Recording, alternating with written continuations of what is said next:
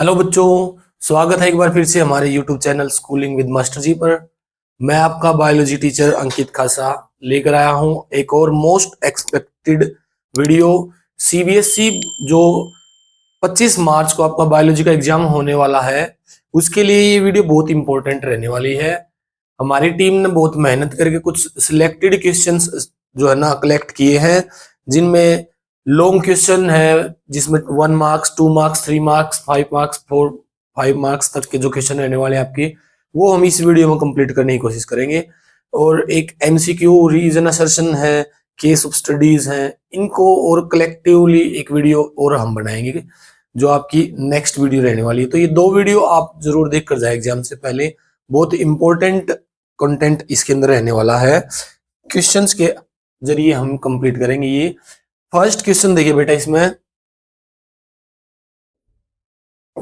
पहला क्वेश्चन है, draw a labelled diagram of A mature pollen grain.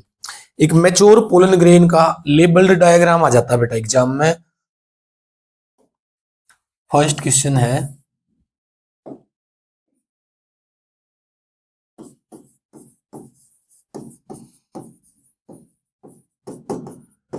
Pollen grain का label diagram. Pollen grain होता क्या है बेटा, मेल गैमेट होता है। जो स्टेमन मेल वाला पार्ट होता है ना फ्लावर के अंदर, वहां प्रोड्यूस होता है उसके एंथर के अंदर। एंथर के अंदर दो थीका पाए जाते हैं। एक स्टेमन में दो एंथर होते हैं बेटा, सॉरी, एक एंथर के अंदर दो लोब्यूल्स होते हैं। हर लोब्यूल के अंदर दो दो थीका पाए जाते हैं। उन थीका के अंदर मेगा माइक्रोस्पोरोजेंस टिश्यू भरा होता है, जो डेवलप होकर किस चीज में कन्वर्ट होता है, एमएमसी किस क्या बनाती है, पोलन ग्रेन्स बनाती हैं। उनकी स्ट्रक्चर देखनी है आज कि पोलन ग्रेन्स की स्ट्रक्चर किस तरह की पाई जाती है। अगर स्ट्रक्चर की हम बात करें पोलन ग्रेन की, तो इस तरह की एक, ये ठीक है, एक लेयर होती है जिसके बाहर एक एक्सटर्ना और एक इंटरना, दो लेयर पाई जाती हैं।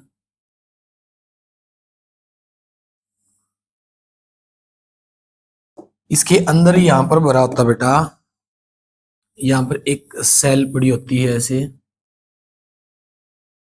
ये इसका न्यूक्लियस है। एक ये बड़ी सेल है, ये इसका न्यूक्लियस होता है।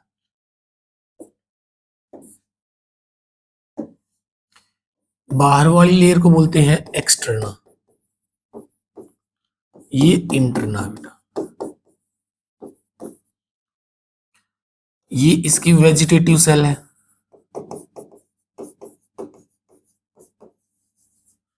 ये इसकी जनरेटिव सेल है। Generative cell, vegetative cell. बाहर वाली जो ये एक्सटर्ना है, ये बनी होती है बेटा स्पोरोपोलिनिन से।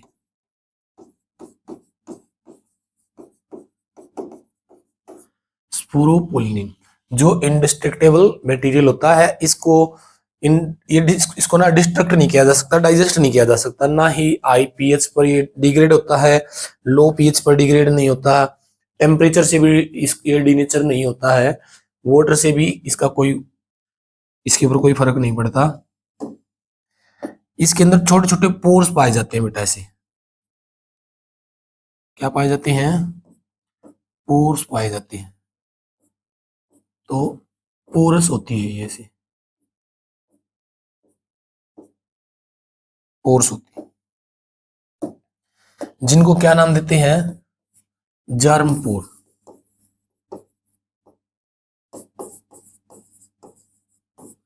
जर्म पोर्स का क्या काम होता है बेटा, जर्म पोर्स का काम है, जब इसके अंदर से न्यूक्लियस बाहर निकलता है ना, जब फर्टिलाइजेशन होती है पोलिनेशन के बाद, ये जो मेल जर्म सेल है ना, जनरेटिव जो सेल है, ये दो में डिवीजन कर लेती है, माइटोसिस करती है। उसके बाद ये इन्हीं जर्म पोर से बाहर निकलती है, पोलन ट्यूब बनेगी ना, वहां पर जाकर फर्टिलाइजेशन के टाइम पर यहीं से इसका साइटोप्लाज्म बाहर निकलता है, जिसके अंदर से न्यूक्लियाई बाहर निकल जाती है। सेकेंड क्वेश्चन देखिए बेटा, a bilobed dithecous anther has 100 microspore mother cell.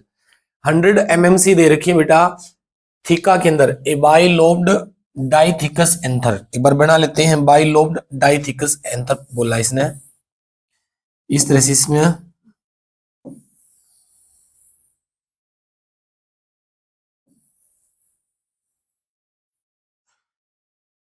ऐसे दो लोब हैं, इसके अंदर दो थीका है इसमें, यहां पर ऐसे, तो टोटल कितने थीका हो गए? 4 थीका है और दो लोब हैं। इसने बोला है कि इसके अंदर जो एमएमसी भरी हुई है कितनी है? माइक्रोस्पोर मदर सेल है 100। तो टोटल जो एमएमसी है वो कितनी है? 100 सेल है इसके अंदर। बताना क्या बेटा?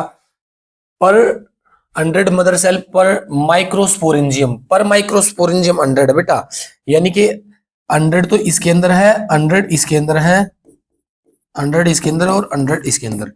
तो हर माइक्रोस्पोरेंजियम के अंदर क्या है? 100 एमएमसी है।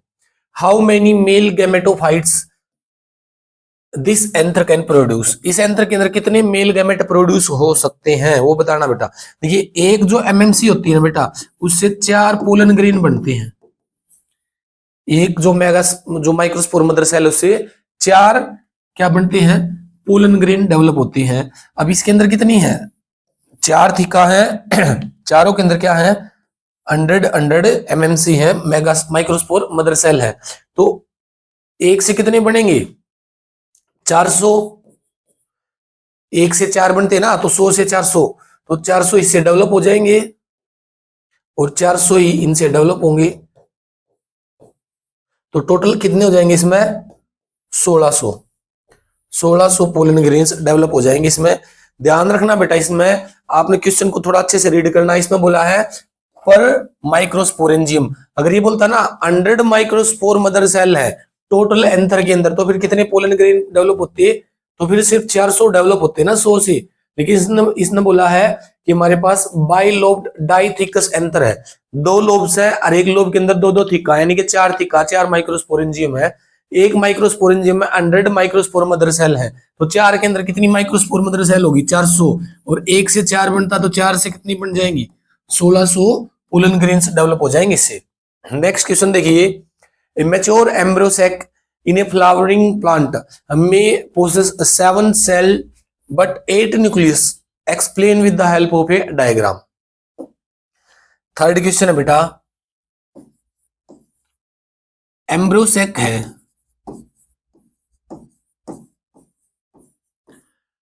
उसके अंदर इसने बोला बेटा 7 cell but 8 nucleus.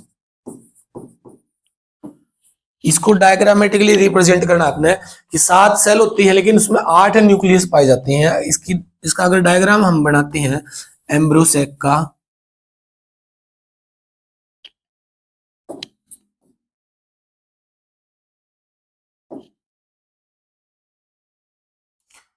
Embryo sac जो होती है बेटा वो होती है फीमेल गैमेटोफाइट। क्या है ये फीमेल गैमेटोफाइट है बेटा।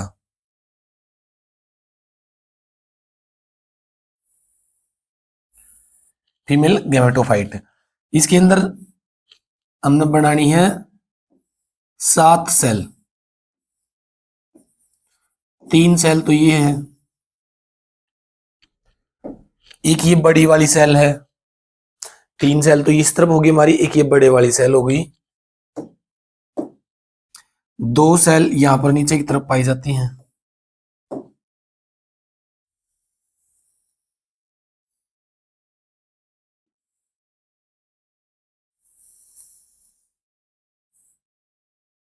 दो सेल यहां पर हैं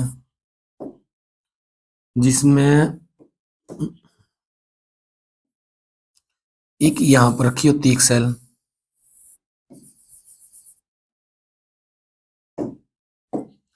और 2 न्यूक्लियस पाए जाते हैं यहां पर, न्यूक्लियाई।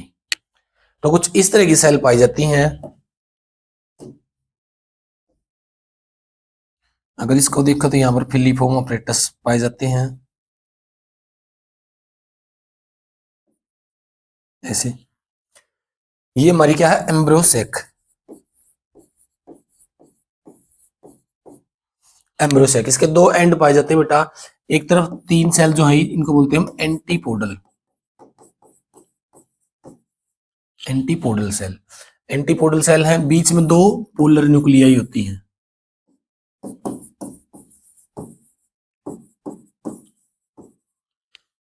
ये हमारा एग है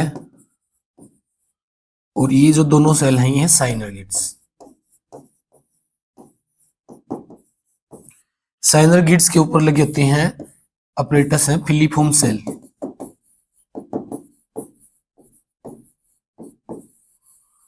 फिलीफोम अपरेटस बोल सकते हैं, फिलीफोम सेल बोल सकते हैं। एंटीपोडल जो होते हैं ना, इस तरफ वाला जो ये वाला एंड है इसको बोलते हैं बेटा चैलेजल एंड, और ये वाला जो एंड है ये माइक्रोपाइल एंड होता है। तो जिस तरफ से पोलन ट्यूब एंटर करती है ना वो साइनरगिड वाला एंड होता है, माइक्रोपाइल एंड बोलते हैं इसको। यहां लिख देता हूं मैं,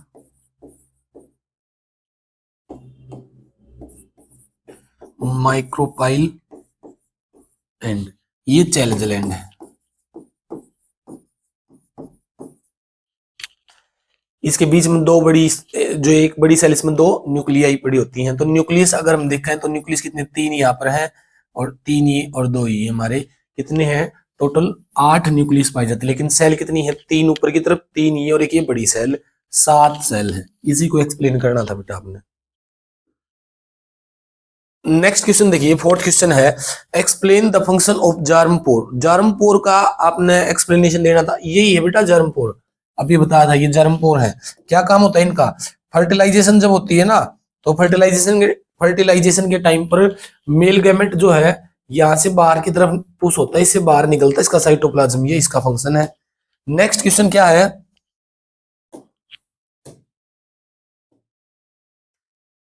how are pollen bank useful. Pollen bank useful कैसे हैं, होते क्या हम पोलन बैंक, ये बताना आपने। फिफ्थ क्वेश्चन है पोलन बैंक। पोलन बैंक वो होते हैं बेटा जहां पर पोलन ग्रेन्स को लिक्विड नाइट्रोजन में स्टोर किया जाता है, जहां पर पोलन ग्रेन्स को क्या किया जाता है, स्टोर किया जाता है। पोलन ग्रेन्स स्टोर होते हैं ना जहां पर, उसको बोलते हैं पोलन बैंक। यहां पर इसको लिक्विड नाइट्रोजन में -197 डिग्री सेल्सियस के ऊपर स्टोर किया जाता है इनको।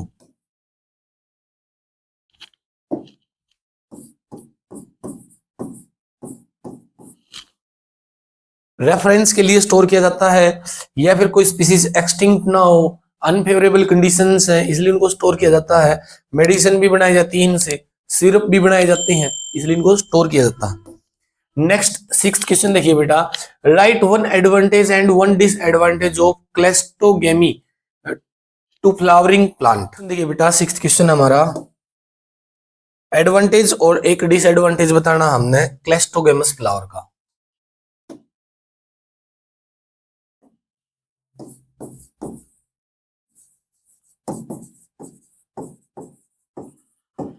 क्लेस्टोगेमी, ऑटोगेमस फ्लावर जो पोलिनेशन होती है ना वो दो तरह की होती है, एक तो होती है सेल्फ पोलिनेशन, एक होती है क्रॉस पोलिनेशन। सेल्फ पोलिनेशन में क्या है, उसमें प्लांट जो है ना एक ही फ्लावर होता है, एक ही प्लांट के फ्लावर जो है ना आपस में पोलिनेशन करते हैं। क्रॉस पोलिनेशन में क्या, फ्लावर अलग अलग हो जाते हैं। तो ऑटोगेमी के अंदर हम पढ़ते हैं क्लेस्टोगेमस और चेस्मोगेमस फ्लावर। क्लेस्टोगेमस कौन से हैं, जिनकी जो बड है ना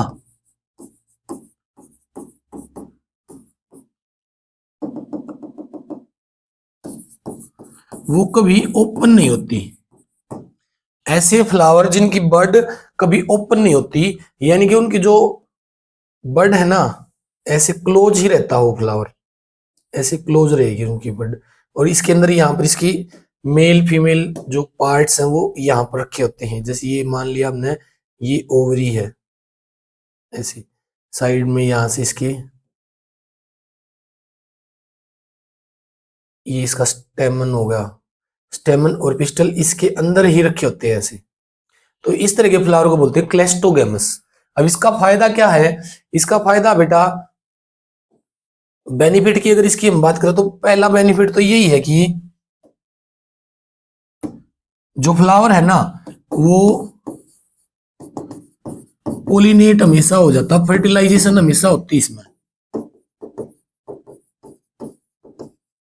जो फर्टिलाइजेशन है ना वो कंफर्म रहती है इसमें, ये इसका बेनिफिट है कि अगर मान लो कोई दूसरा पोलन ग्रेन किसी दूसरे प्लांट से जो पोलन ग्रेन है वो ना भी इसके पास पहुंचे तो भी ये क्या है, एक्सटिंक्ट होने से बच जाएगा, क्योंकि इसमें पोलिनेशन फर्टिलाइजेशन 100% होती है दोनों चीजें, क्योंकि ये बिल्कुल क्लोज होते हैं, एक दूसरे के बिल्कुल पास होते हैं। हाइब्रिड अगर ये है तो मेंटेन रहेगा ये, क्योंकि इसमें किसी दूसरे फ्लावर से पोलिनेशन होने की पॉसिबिलिटी नहीं होती है। ये तो इसका एडवांटेज है। डिसएडवांटेज की अगर हम बात करें, डिसएडवांटेज इसका ये है, इसमें क्रॉस पोलिनेशन नहीं हो सकती,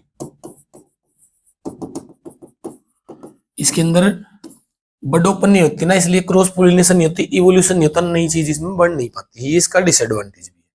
सेवंथ क्वेश्चन अगर हम देखें, flowering plant have develop many devices to discourage self pollination and to encourage cross pollination, explain three such devices. कुछ फ्लावरिंग प्लांट क्या है, ऐसी डिवाइसेस को इंस्टॉल कर लेते हैं जिससे डिस्करेज करते हैं किसको, सेल्फ पोलिनेशन को, और एनकरेज किसको करते हैं, क्रॉस पोलिनेशन को। तीन डिवाइसेस बतानी हमने इसमें।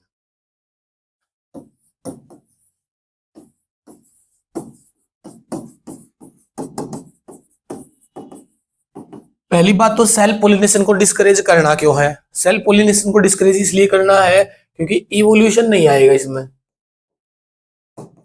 इवोल्यूशन लेकर आना है ना। सेल्फ पोलिनेशन के अंदर इवोल्यूशन नहीं आता।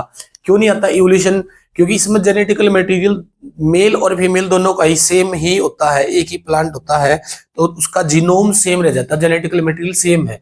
क्योंकि प्लांट अगर सेम है ना, अगर सेम प्लांट है तो फिर उसमें जो जेनेटिकल मटेरियल है वो वेरी नहीं कर पाता, और वेरी नहीं कर पाओगा तो फिर इवोल्यूशन नहीं होगा, इवोल्यूशन नहीं होगा तो नई चीजें नहीं बढ़ेंगी, और साथ में फिर सेल्फ पोलिनेशन होने की वजह से इसके अंदर जो डिप्रेशंस आते हैं, इनब्रीडिंग डिप्रेशन जैसी प्रॉब्लम आती है।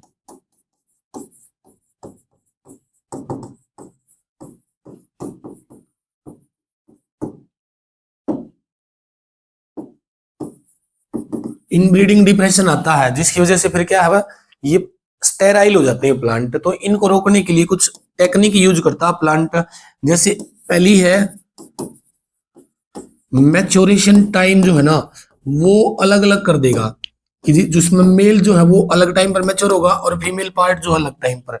स्टेमन का मैच्योरेशन टाइम पीरियड अलग होगा, पिस्टिल का जो मैच्योरेशन टाइम पीरियड है वो अलग होगा। इससे होता क्या है कि दोनों अलग अलग टाइम पर मैच्योर होंगे तो स्टेमन को कोई और दूसरा पोलिन ग्रेन ही पोलिनेट करेगा, जिससे इवोल्यूशन हो सकता है, सेल पोलिनेशन रुक जाएगी। दूसरी टेक्निक क्या है, different position, different positioning of pistil and stamen. Male और फीमेल पार्ट की पोजीशन अलग अलग कर देंगे जिससे पोलिनेशन ना हो पाए। जैसे ये ओवरी है, ये ऐसे, तो यहां पर स्टेमन जो है यहां तक ही रह जाएगा,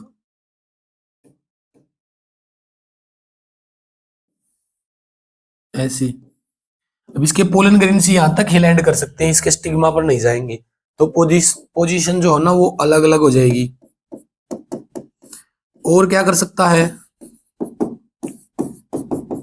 यूनिसेक्सुअल फ्लावर बना सकते हैं, कि उसमें या तो स्टेमन ही होगा फ्लावर में या फिर पिस्टिल ही होगा, उससे भी क्या है, सेल्फ पोलिनेशन रुक सकती है। और क्या कर सकता है,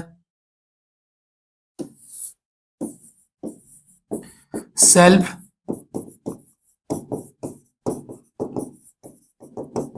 इनकम्पेटिबिलिटी। सेल्फ इनकम्पेटिबिलिटी क्या है, अगर सेम पोलन ग्रेन जो है ना, एक ही फ्लावर के पोलन ग्रेन उसी के स्टिग्मा पर लैंड हो जाते हैं तो स्टिग्मा उसको रिकॉग्नाइज नहीं करता, उसको बोलते हैं सेल्फ इनकम्पेटिबिलिटी। तो ये चार पांच डिवाइस है जिनसे क्या कर सकते हैं, प्लांट सेल्फ पोलिनेशन को रोक सकता है। नेक्स्ट क्वेश्चन देखिए, name and explain the role of inner and middle wall of human uterus. Uterus की जो इनर और मिडल वॉल है ना उसके बारे में आपने बताना है।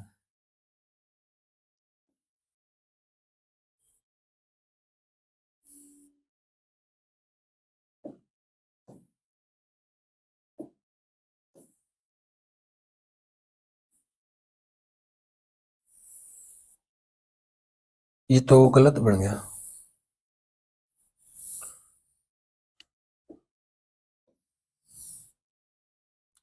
फिर से गड़बड़ हो गई। चलिए अब की बार थोड़ा ठीक है।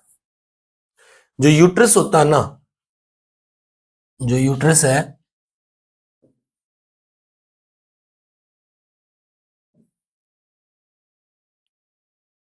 यहाँ ओवरी रखी होती है। हमने बताना है यूट्रस की जो इनर वॉल है ना और मिडल वॉल, यहां से होती है बेटा, ऐसे मिडल वॉल पाई जाती है इस तरह से। और इसके लास्ट में अब यहां पर होती है एक और वॉल, ऐसे तीन वॉल होती है इसकी, जिसमें सबसे इंटरनल वॉल को क्या बोलते हैं, एंडोमेट्रियम। ये वाली कौन सी है, एंडोमेट्रियम। उसके बाद ये वाली कौन सी है, ये वाली है मायोमेटेरियम। और ये एपिमेटेरियम या फिर एक्टोमेटेरियम।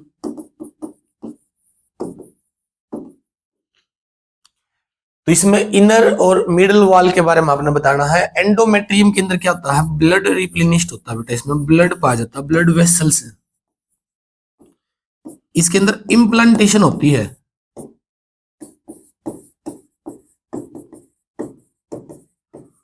इम्प्लांटेशन होती है, जैसे ही फर्टिलाइजेशन होती है ना, तो जो ब्लास्टुला वो आकर इसके अंदर इम्प्लांट होता है, या इसके अंदर या इसके अंदर, तीनों में से किसी भी एक वाल में इम्प्लांट हो सकता है। इम्प्लांटेशन होती है इसके अंदर, डेवलपमेंट होती है, डेवलपमेंट ऑफ एम्ब्रियो। और ये जो वाल है ना, मिडल वाल, ये मसल्स की बनी होती है, ये मस्कुलर है। जैसे ही फिटस कंप्लीट डेवलप हो जाता है तो स्ट्रेच प्रोड्यूस करती है ये, ऑक्जीटोक्सिन की हेल्प से ये कॉन्ट्रैक्शन करती हैं। वाइग्रस कॉन्ट्रैक्शन का काम है इनका,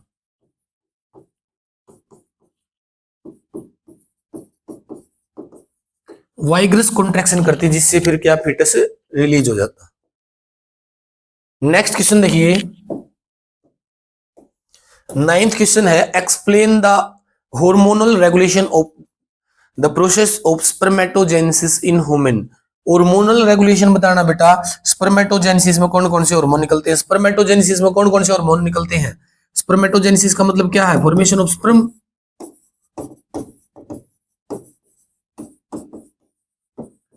फॉर्मेशन ऑफ स्पर्म है ना, कौन से हार्मोन निकलते हैं। सबसे पहले हाइपोथैलेमस से कौन सा हार्मोन निकलेगा, एंड्रोजन जो है स्टिमुलेट करता है किसको, हाइपोथैलेमस को। गोनेडोट्रोपिन रिलीजिंग हार्मोन निकलते हैं, वो पिट्यूटरी ग्लैंड को स्टिमुलेट करते हैं, वहां से हार्मोन निकलता है एफएसएच और एलएच।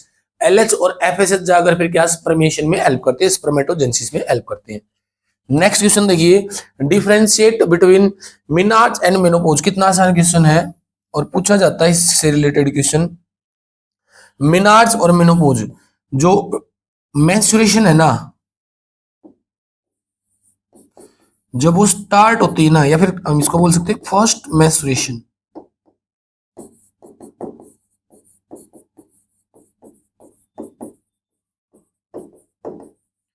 फर्स्ट मेंस्ट्रुएशन, प्यूबर्टी के बाद जब पहली बार मेंस्ट्रुएशन होती है ना, तो उसको बोलते हैं बेटा मिनार्च। और मेनोपॉज, पोज का मतलब क्या होता है, रुकना। और जब ये मेंस्ट्रुएशन स्टॉप हो जाती है, रुक जाती है, या फिर लास्ट मेंस्ट्रुएशन, उसको बोलते हैं मेनोपॉज। तो मिनार्च फर्स्ट प्यूबर्टी के टाइम पर होती है, और मेनोपॉज जब मेंस्ट्रुएशन लास्ट टाइम होती है, स्टॉप हो जाती है। ये तब होती है एज 45 टू 50 होती है फीमेल्स में। और क्यों होती है, क्योंकि इसमें जो प्राइमरी ओसाइट्स हैं वो खत्म हो जाती है, जिनसे फिर हार्मोन निकलना बंद हो जाती है। नेक्स्ट क्वेश्चन देखिए बेटा, 11th क्वेश्चन है, draw a well labelled diagram, diagrammatic sectional view of a human seminiferous tubule. Seminiferous tubule जो है ना, उसका डायग्राम बनाना आपने बेटा, सेमिनिफेरस फेरस ट्यूबल।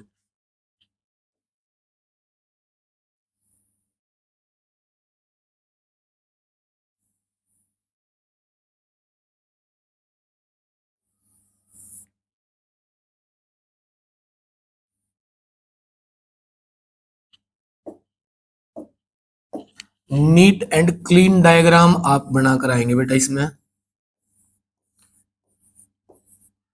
और इसकी जो लेबलिंग है ना वो जरूरी ध्यान से आप पढ़ लेना, क्योंकि लेबल करने के भी अलग से मार्क्स मिलते हैं।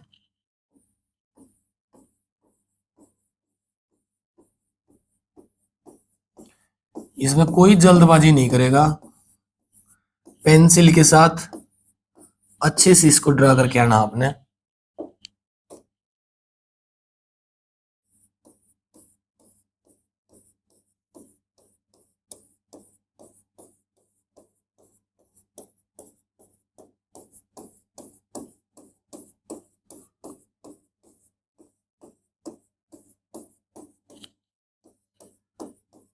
ये सेमनीफेरस ट्यूबल्स के बीच में पड़ी हुई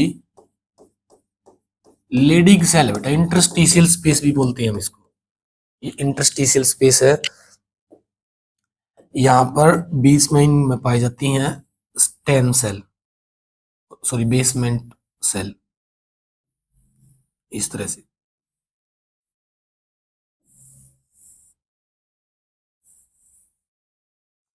इस तरह से क्या पाई जाती हैं, बेसमेंट सेल पाई जाती है ऐसे।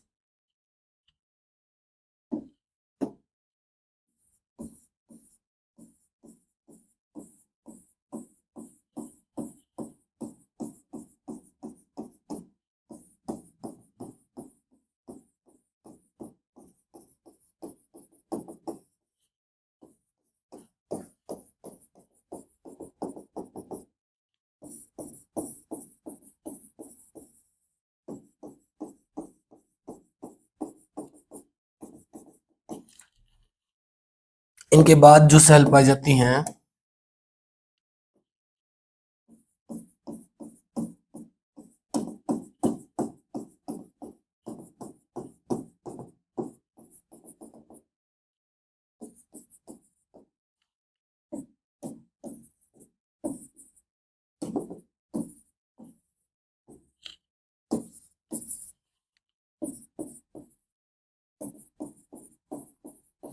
इस तरह से, आपने इसका लेबल डायग्राम अच्छे से बनाना है।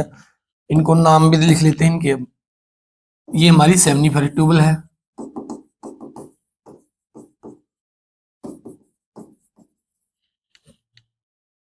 यहाँ पर ये जो सेल पड़ी होती है बेटा, ये स्पर्मेटोगोनिया,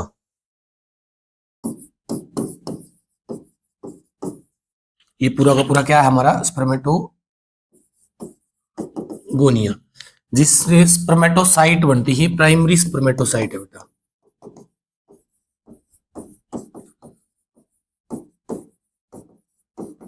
प्राइमरी स्पर्मेटोसाइट, उसके बाद पाई जाती हैं सेकेंडरी स्पर्मेटोसाइट। ये बाहर की तरफ जो पड़ी है ये हमारी लीडिंग सेल है, इंटरस्टिशियल सेल भी बोलते हैं इनको। यहां पर पाए जाते हैं बेटा इस तरह से स्पर्मेटोजोआ, स्पर्मेटोजोआ।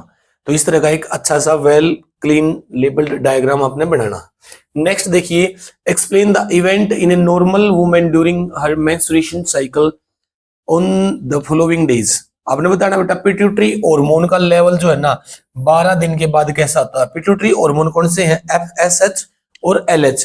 अगर हम मेंस्ट्रुएशन की बात करें तो लगभग लगभग 28 दिन का साइकिल होता है, और 14 डेज पर क्या है, FSH और जो LH है ना, ल्यूटिनाइजिंग हार्मोन और फॉलिकल स्टिमुलेटिंग हार्मोन, ये पीक पर होते हैं। और 12 डे पर क्या ये इंक्रीज हो रहा होता है, बढ़ रहे होते हैं। 13 और 15 में यूट्राइन इवेंट्स, यूट्रस के अंदर कौन से इवेंट होते हैं, यूट्रस के अंदर जो एंडोमेट्रियम है ना,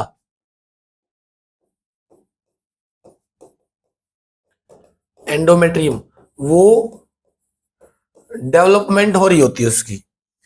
ओवरियन इवेंट, ओवरी के अंदर क्या इवेंट होता है, आफ्टर 16 to 23, 14 डेज से पहले फॉलिकल होती है बेटा, ग्रेफिन फॉलिकल या फिर primary secondary tertiary follicle, Graafian follicle 14 days तक। उसके बाद कार्पस लूटियम होती है उसके अंदर, कार्पस लूटियम।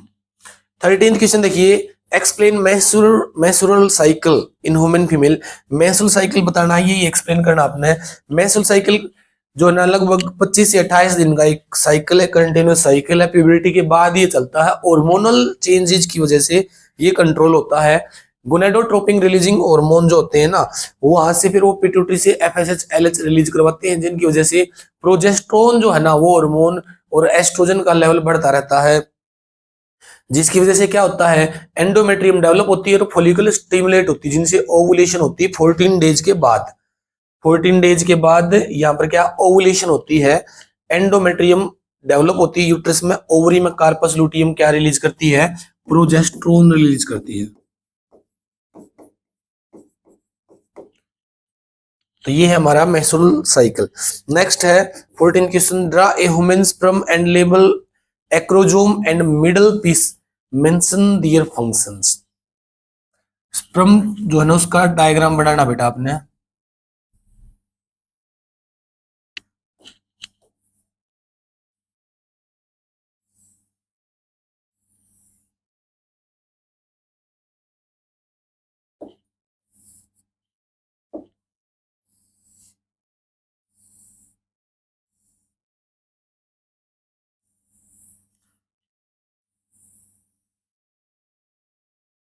कुछ इस तरह का एक डायग्राम आपने यहाँ पर क्रिएट करना है। यहां पर ऊपर की तरफ पाया जाता है बेटा इसमें एक्रोजोम, ये वाला जो पार्ट इसका, इसको बोलते हैं मिडल पीस।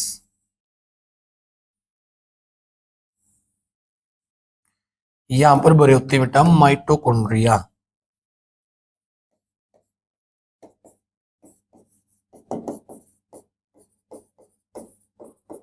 एनर्जी के लिए, ये इसकी क्या है, टेल है लोकोमोशन के लिए।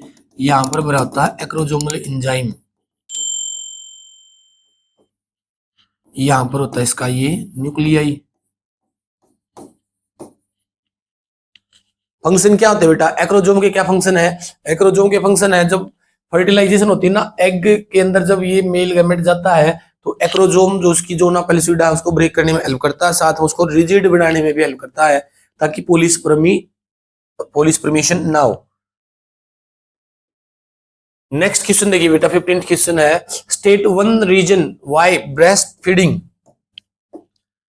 Of breast feeding the baby act as natural contraceptive for mother. Breast feeding जो है ना वो एक नेचुरल कॉन्ट्रासेप्टिव होता है, इसको बोलते हैं बेटा लैक्टेशनल एमिनेरिया।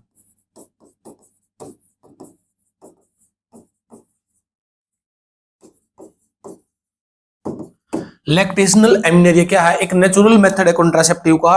कॉन्ट्रासेप्टिव का वो ये है बेटा नेचुरल मेथड। इसमें होता क्या है, जब तक लैक्टेशन पीरियड चलता है ना, बर्थ के बाद, डिलीवरी के बाद जो लैक्टेशन पीरियड चलता है लगभग 6 महीने तक का जो लैक्टेशनल पीरियड है, उसके अंदर जो प्रोजेस्टेरोन लेवल है ना वो हाई रहता है, जिससे हार्मोनल इंबैलेंस रहता है, मेंस्ट्रुअल साइकिल नहीं चलता, एंडोमेट्रियम नहीं रिप्लेनिश्ड होती और ओवुलेशन भी उसमें नहीं हो पाती है। इसलिए वो क्या है, एक नेचुरल कॉन्ट्रासेप्टिव मेथड में काउंट किया जाता है, क्योंकि उस टाइम पर क्या है हार्मोनल डिसबैलेंस रहता है।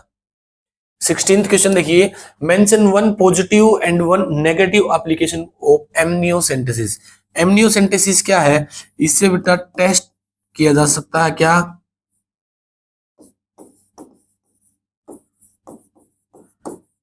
Genetic disorder. ये इसका क्या है, पॉजिटिव एप्लीकेशन है कि एमनियोसेंटेसिस क्या है, एमनियोटिक फ्लूइड को चेक किया जाता है, जिससे जो फीटस है ना उसका वो में ये पता लगा जा सकता है उसमें कोई जेनेटिकल डिसऑर्डर है या नहीं है। तो और नेगेटिव क्या है इसका, इससे क्या बेटा फीटस का जो सेक्स डिटरमिनेशन किया जा सकता है। ये नेगेटिव कैसे है, फीमेल पिटीसाइड,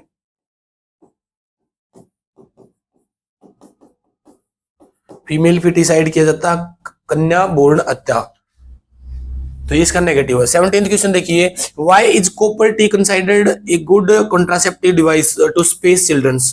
कॉपर टी जो है ना एक आइडियल कॉन्ट्रासेप्टिव है, क्यों है ये बताना बेटा, आइडियल कॉन्ट्रासेप्टिव क्यों है। कॉपर टी क्या करती है, कॉपर टी के अंदर से कॉपर आयंस रिलीज होते हैं,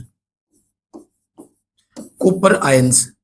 कॉपर आयंस क्या करते हैं, जो स्पर्म है उसकी टेल के ऊपर बाउंड हो जाते हैं और उसको डीमोबिलाइज कर देते हैं, उसकी लोकोमोशन जो है ना वो छीन लेते हैं, उसको स्लो कर देते हैं, उसको जाने नहीं देते, यूट्रस के अंदर डाली जाती है ये। इसका कोई साइड इफेक्ट नहीं है।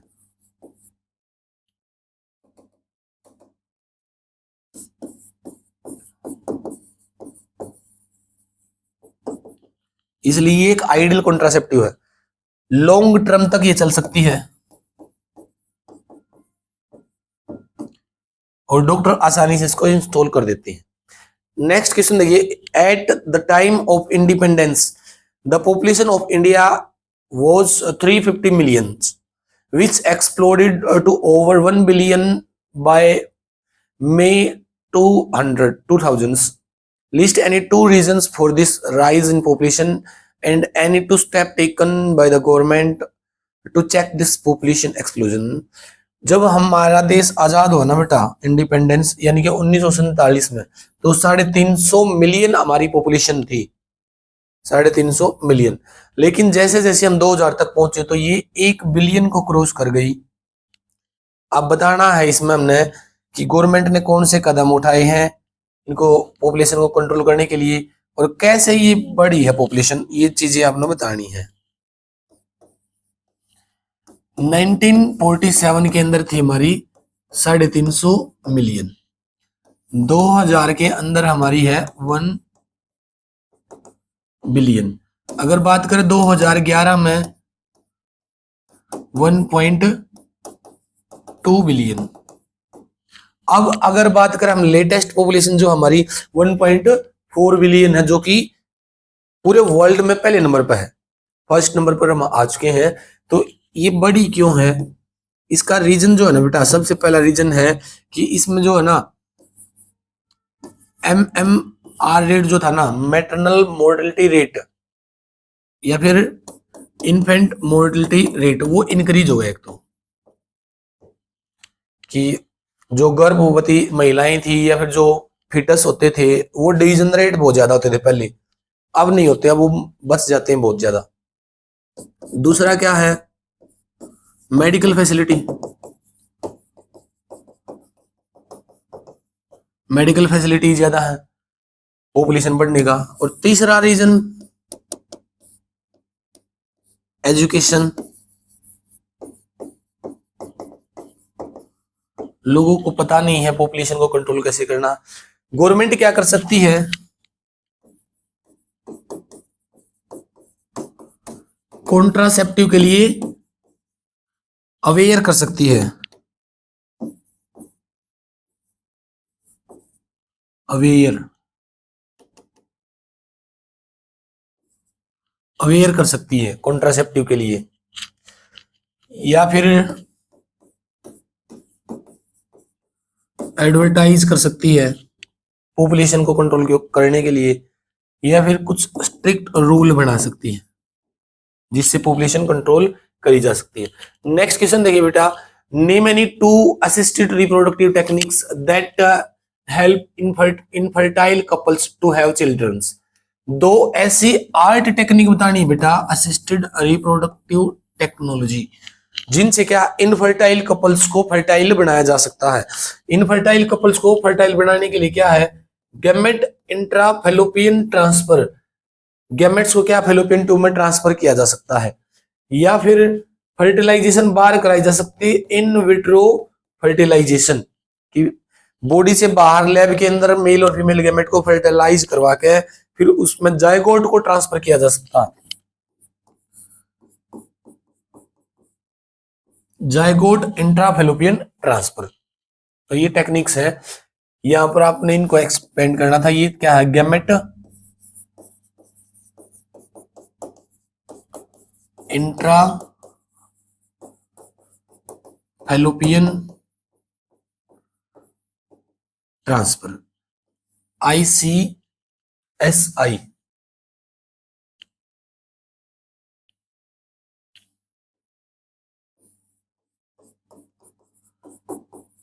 इंट्रा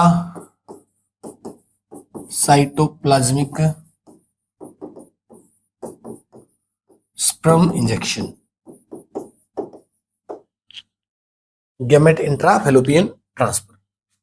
Next देखिए, a large number of married couples in the world are childless.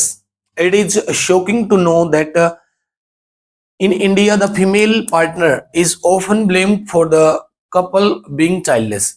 देखिए बेटा, इंडिया में बहुत सारे कपल्स हैं ऐसे जो अनफर्टाइल हैं, जिनके पास बच्चे नहीं हैं, लेकिन उसमें इंडिया की अगर बात करें तो वहां पर ब्लेम किसको किया जाता है? चाइल्डलेस के लिए इन कपल्स में फीमेल को ब्लेम किया जाता है.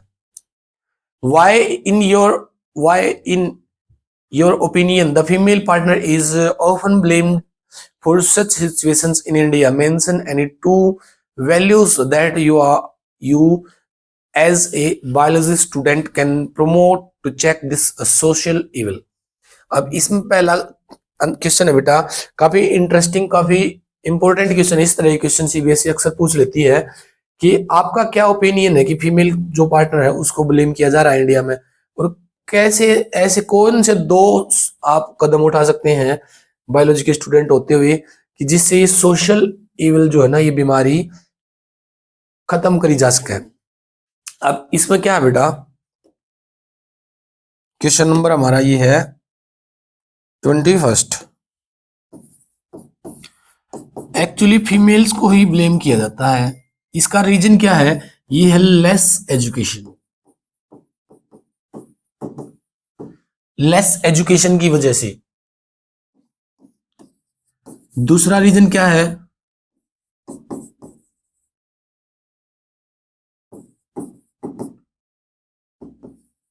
Mail priorities. मेल को ज्यादा प्रायोरिटी दी जाती है, फीमेल्स को एजुकेशन कम दी जाती है. ये रीजन है कि फीमेल को ज्यादातर ब्लेम किया जाता है. हम क्या कर सकते हैं? हम बता सकते हैं कि जो मेल है ना उसके पास और जो फीमेल है उसके पास अलग अलग तरह के गैमेट पाए जाते हैं. मेल के पास है एक्स और वाई, फीमेल के पास है एक्स और एक्स. तो फीमेल की तरफ से कंट्रीब्यूशन सिर्फ एक्स का ही हो सकता है. मेल कंट्रीब्यूट कर सकता है एक्स के लिए भी, जिससे क्या बनेगी? फीमेल. और अगर मेल ने कंट्रीब्यूशन दिया वाई के लिए तो क्या बनेगा? मेल. तो रिस्पॉन्सिबल कौन है? मेल रिस्पॉन्सिबल है. इसके लिए क्या कर सकते हैं हम? नारे लगा सकते हैं, या फिर एडवर्टाइजमेंट कर सकते हैं, रैली निकाल सकते हैं, पोस्टर मेकिंग कर सकते हैं, पेंटिंग्स कर सकते हैं, लोगों को एजुकेट कर सकते हैं इस तरह से, इस तरीके से. नेक्स्ट क्वेश्चन इसमें, state any two reasons responsible for the cause of infertility. Infertility की कोई भी दो कारण बताने अपने कि कौन कौन से रिस्पॉन्सिबल कारण है. मेल स्पर्म काउंट डिक्रीज हो सकता है. अगर एक बार में जो इजैकुलेशन है ना उसमें 200 से 300 मिलियन स्पर्म रिलीज होते हैं. अगर ये स्पर्म काउंट 20 मिलियन से नीचे आ गया ना तो इनफर्टिलिटी आ जाती है. तो पहला रीजन तो ये है. दूसरा रीजन क्या है? इमेच्योर. फीमेल क्या हो सकती है? Does not consume. तो इमेच्योरिटी की वजह से वो कंज्यूम ना कर पाए. नेक्स्ट देखिए, suggest a technique that can help the couples to have child where the problem is with the male partner. अगर मेल पार्टनर में कोई प्रॉब्लम है तो कंसीव कैसे किया जा सकता है? तो हमने मेल डोनर ले लेना चाहिए, या फिर उसका गैमेट लिया और फैलोपियन ट्यूब में ट्रांसफर कर दिया, GIFT, या इन विट्रो फर्टिलाइजेशन कर सकते हैं, या फिर ICSI की उसका स्पर्म लिया और उसको हमने साइटोप्लाज्म में इंजेक्ट कर दिया. तो ये टेक्निक्स यूज की जा सकती है. नेक्स्ट क्वेश्चन देखिए बेटा, state the difference between a gene and a allele. Gene और अलील में क्या डिफरेंसेस है? जीन क्या होती है बेटा? जीन है फंडामेंटल बेसिक यूनिट है जो रिप्रेजेंट करती है किसको? स्ट्रक्चर को, फिजियोलॉजी को रिप्रेजेंट करने के लिए. हमारे DNA की फंक्शनल यूनिट है ये बेटा.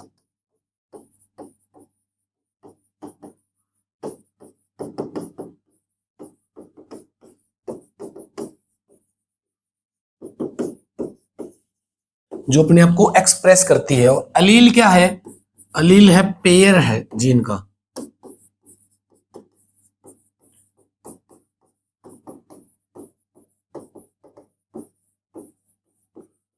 कॉन्ट्रास्टिंग जीन का पेयर कहलाता है अलील। जैसे कैपिटल टी और कैपिटल टी, ये क्या है, एक अलील है बेटा, और इसमें ये दो जीन है।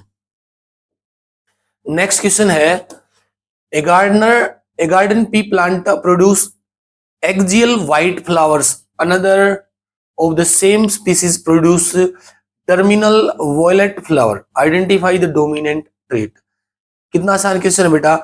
इसने कहा है कि इसके पास, एक के पास तो है एक्सियल और व्हाइट फ्लावर है, एक्सियल भी डोमिनेंट है, व्हाइट रिसेसिव है, विच प्रोड्यूस, और दूसरा प्रोड्यूस कर रहा है वॉयलेट फ्लावर, टर्मिनल और वॉयलेट।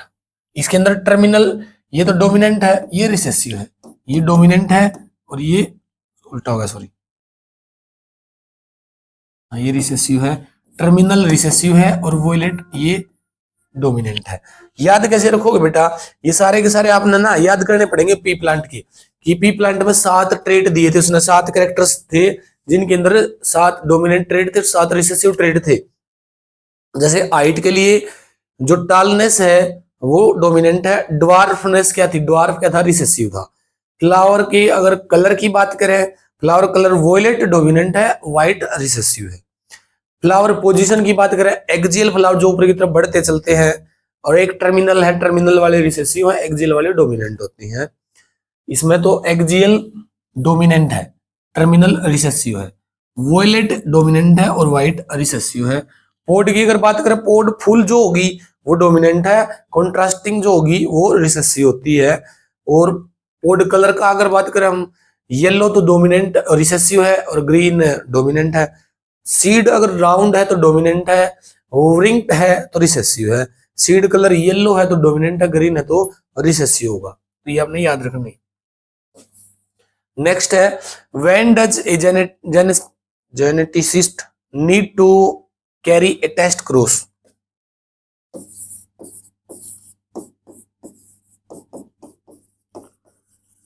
टेस्ट क्रॉस किसको बोलते हैं, और टेस्ट क्रॉस किसी भी जेनेसिस्ट को कब करना पड़ता है। टेस्ट क्रॉस जो प्योरिटी है ना उसको चेक करने के लिए किया जाता है, या हाइब्रिड सीड को चेक करने के लिए। हाइब्रिड सीड को चेक करने के लिए क्या करते हैं, जो उसकी रिसेसिव पेरेंट है ना, रिसेसिव प्रोजेनी है, पेरेंट है, रिसेसिव पेरेंट के साथ उसकी प्रोजेनी को क्या है, मेटिंग करवाते हैं, जिसको टेस्ट क्रॉस बोलते हैं। नेक्स्ट देखिए, write the scientific name of fruit fly. Fruit fly का साइंटिफिक नेम लिखना बेटा, ड्रोसोफिला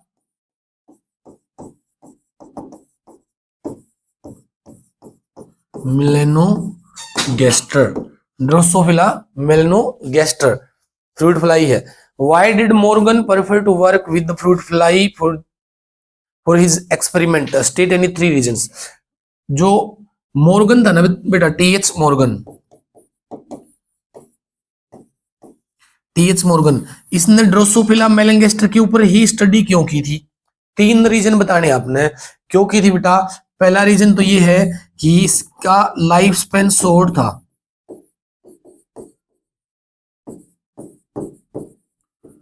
दूसरा इसकी प्रोजेनी मैक्सिमम थी,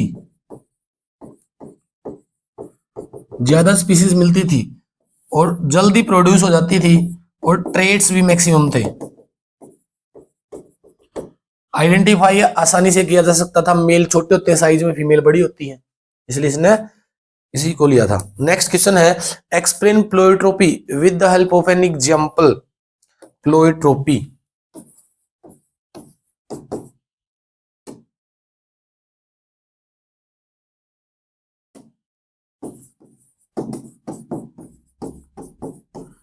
प्लोइट्रोपी, प्लोइट्रोपी और पॉलीजेनिक दो चीजें होती हैं। पॉलीजेनिक का मतलब है कई सारी जीन मिलकर किसी एक ट्रेट को कंट्रोल जब करती हैं, वहीं पर प्लोइट्रोपी क्या है, एक सिंगल जीन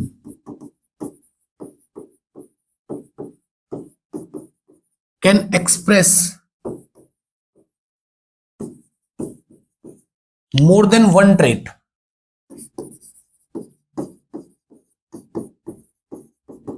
एक से ज्यादा लक्षण है सिंगल जीन के, उसको बोलते हैं प्लोइट्रोपी। एग्जांपल क्या बेटा इसका, phenyl ketone, phenyl ketone, phenyl alanine एक जीन होती है बेटा, जिससे स्किन कलर आता है, एयर कलर आता है, कई सारी उनको वो कंट्रोल करती है। या फिर हमारी जो हाइट है, या फिर हमारा स्किन कलर है, ये कई सारे ट्रेड से कंट्रोल होता है। नेक्स्ट क्वेश्चन है, linkage and crossing over of gene are alternative of each other, justify with the help of an example. Linkage और क्रॉसिंग ओवर एक दूसरे के अल्टरनेटिव है।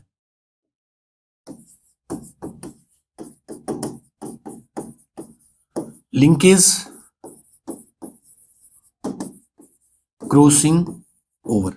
लिंकेज का मतलब क्या बेटा, जैसे इसमें हम एग्जांपल लेते हैं, एक क्रोमोसोम बना लेते हैं, एक क्रोमोसोम ये है, एक ये,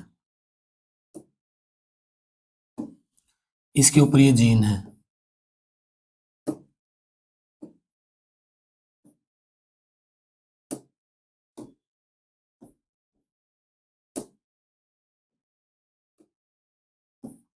ये 4 जीन हम इसके ऊपर ले लेते हैं। अब ये क्रोमोसोम नंबर ए है और ये बी है, तो ये ए जब स्प्लिट होगा ना, ये बी जब इससे स्प्लिट होगा, तो इस ए के ऊपर जितनी भी जीन है ना, वो सारी की सारी इसी के ऊपर लिंक होकर ही जाएंगी। उसको बोलते हैं बेटा हम लिंकेज।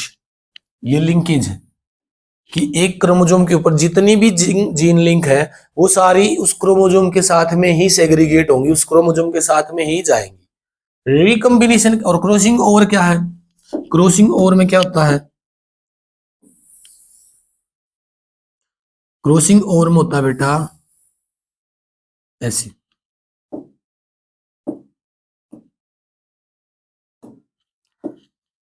क्रॉसिंग ओवर में इस वाली जीन इस पर जा सकती है और इस वाली जीन इस पर जा सकती है। अब क्रॉसिंग ओवर में ऐसे हुआ है, तो इस पर जो जीन प्रेजेंट थी ना, वो इस पर भी क्रॉसिंग ओवर हो सकती हैं, इस पर भी जाकर रिकम्बिनेशन कर सकती हैं, इस वाली जीन इस पर भी रिकम्बिनेशन कर सकती हैं। तो इस तरह की सिचुएशन को क्या बोलते हैं, तो क्रॉसिंग ओवर है। क्रॉसिंग ओवर में और जो लिंकेज है उसमें क्या डिफरेंसेस है, लिंकेज में क्रोमोसोम के ऊपर प्रेजेंट जितनी भी जीन हो उसके साथ में सेग्रीगेट होती हैं। लिंकेज और क्रॉसिंग ओवर में क्या है, क्रॉसिंग ओवर में दो होमोलोगस जो सिस्टर क्रोमेटाइड है, होमोलोगस क्रोमोसोम्स हैं, वो क्रॉसिंग ओवर करते हैं, जिससे जीन एक से दूसरे क्रोमोसोम पर स्प्लिट होने के चांसेस रहते हैं, बाइंड अप होने के चांसेस रहते हैं। नेक्स्ट क्वेश्चन देखिए, 28वां क्वेश्चन है, in snapdragon a cross between true breeding red flower, red flower है, कैपिटल आर है यानी कि डोमिनेंट है, और इसको ब्रीड किसके साथ करवाया इसने, व्हाइट फ्लावर, स्मॉल आर और स्मॉल आर यानी कि रिसेसिव है। Show the progeny of the plant all are pink, जो उनसे प्रोड्यूस हुए जितने फ्लावर वो सारे के सारे पिंक है। अब प्रोड्यूस क्या हुए होंगे इनसे, अगर हम देखें, कैपिटल आर है, तो कैपिटल और स्मॉल, कैपिटल स्मॉल सभी में हमें क्या मिले हैं 100%, ये है हमारे, यानी कि ये क्या है, इनकम्प्लीट डोमिनेंसी है। कंप्लीट अकेला डोमिनेंट जो है ना, वो अपने आप को रिप्रेजेंट नहीं कर पा रहा जब तक उसे दूसरा नहीं मिलेगा, इसलिए ये क्या है, पिंक है 100%। तो ये क्वेश्चन है, the appearance of pink flower is not known as blending, why, blending की वजह से नहीं हुआ है, ये क्रॉसिंग ओवर की वजह से नहीं हुआ है, ये हुआ है अकेला एक जो आर है ना, वो कंप्लीट डोमिनेंट नहीं है, उसको जरूरत पड़ती इसके प्रोटीन की, तब जाकर ये डोमिनेंट होता।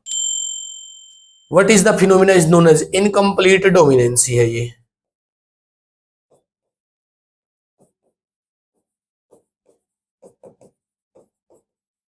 इनकम्प्लीट डोमिनेंसी का एग्जांपल है।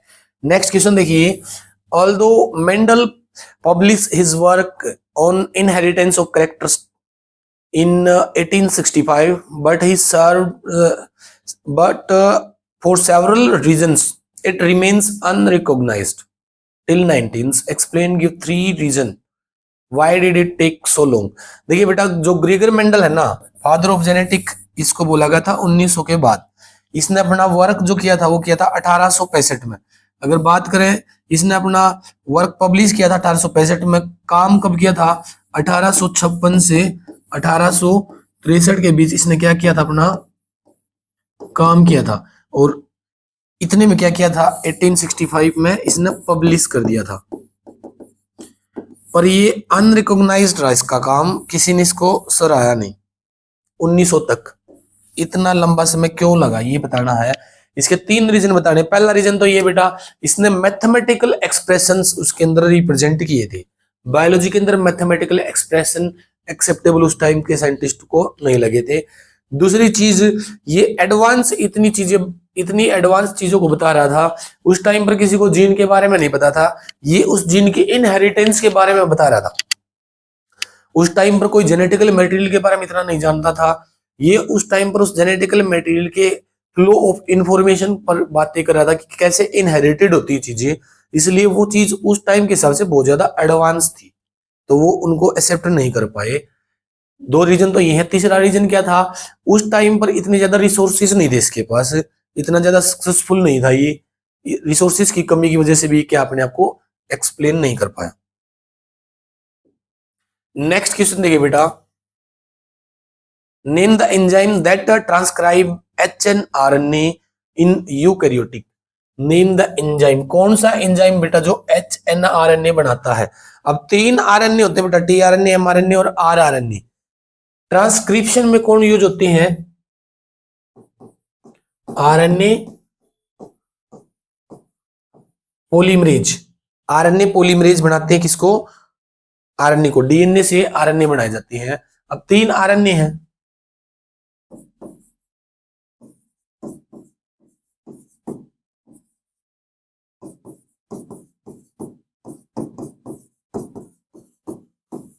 इसको बनाता बेटा फर्स्ट, इसको बनाता है सेकंड, इसको बनाता है थर्ड। आपने इस सीक्वेंस में ही याद रखना है RMT। RNA पॉलीमरेज फर्स्ट किसको बनाएगा, rRNA को। अब mRNA से पहले क्या बनता है, HNRNA बनता है ना। इसकी स्प्लिसिंग, कैपिंग, टेलिंग होने के बाद ही mRNA बनेगा। तो सेकंड ने बनाया क्या, HNRNA। RNA पॉलीमरेज सेकंड बनाता है HNRNA। Next, what is cistron. Cistron क्या होती है, जो स्ट्रक्चरल यूनिट की वो जीन जिससे क्या बनता है, RNA बनता है ना, mRNA बनता है, उसी को क्या बोलते हैं हम, सिस्ट्रोन बोलते हैं। जैसे मान लो ये हमारा DNA है, इसमें ये है हमारी कोडिंग स्ट्रैंड, ये है हमारी टेम्पलेट। इस टेम्पलेट को ही सिस्ट्रोन बोलते हैं। अगर एक ही जीन है, उससे एक ही mRNA बन रहा तो मोनोसिस्ट्रोनिक जीन है ये। अगर इससे 2 या 2 से ज्यादा RNA बन रहे हैं तो पॉलीसिस्ट्रोनिक जीन कहलाती है। नेक्स्ट देखिए, if the base adenine constitute 31% of an isolated DNA fragment, then what is the expected percentage of base cytosine। इसने बोला बेटा कि एडेनिन दे रखा हमने, कितने परसेंट है, 31% है। बताना क्या आपने, साइटोसिन बताना कि कितने परसेंट होगा। अब एडेनिन के साथ में क्या जुड़ता है, थायमिन। एडेनिन के सामने थायमिन जुड़ता है, जितना एडेनिन होगा उतना ही थायमिन जुड़ेगा। अगर 2 एडेनिन है उसके सामने 2 ही थायमिन जुड़ेंगे तो 31% ही ये हो जाएगा। तो टोटल कितना हो गया, 62%। 100 में से 62% चले गए तो हमारे पास कितने बचेंगे, 38% बच गया। 38% बच गया ना टोटल। 38% में अब क्या क्या है, ग्वेनिन भी है और साइटोसिन भी है। अब जितना साइटोसिन होगा ग्वेनिन भी उतना ही होगा। तो इस 38% में से आधा साइटोसिन है, आधा ग्वेनिन है, तो बाई में 2 कर देंगे हम। इसमें कितना हो जाएगा, करो।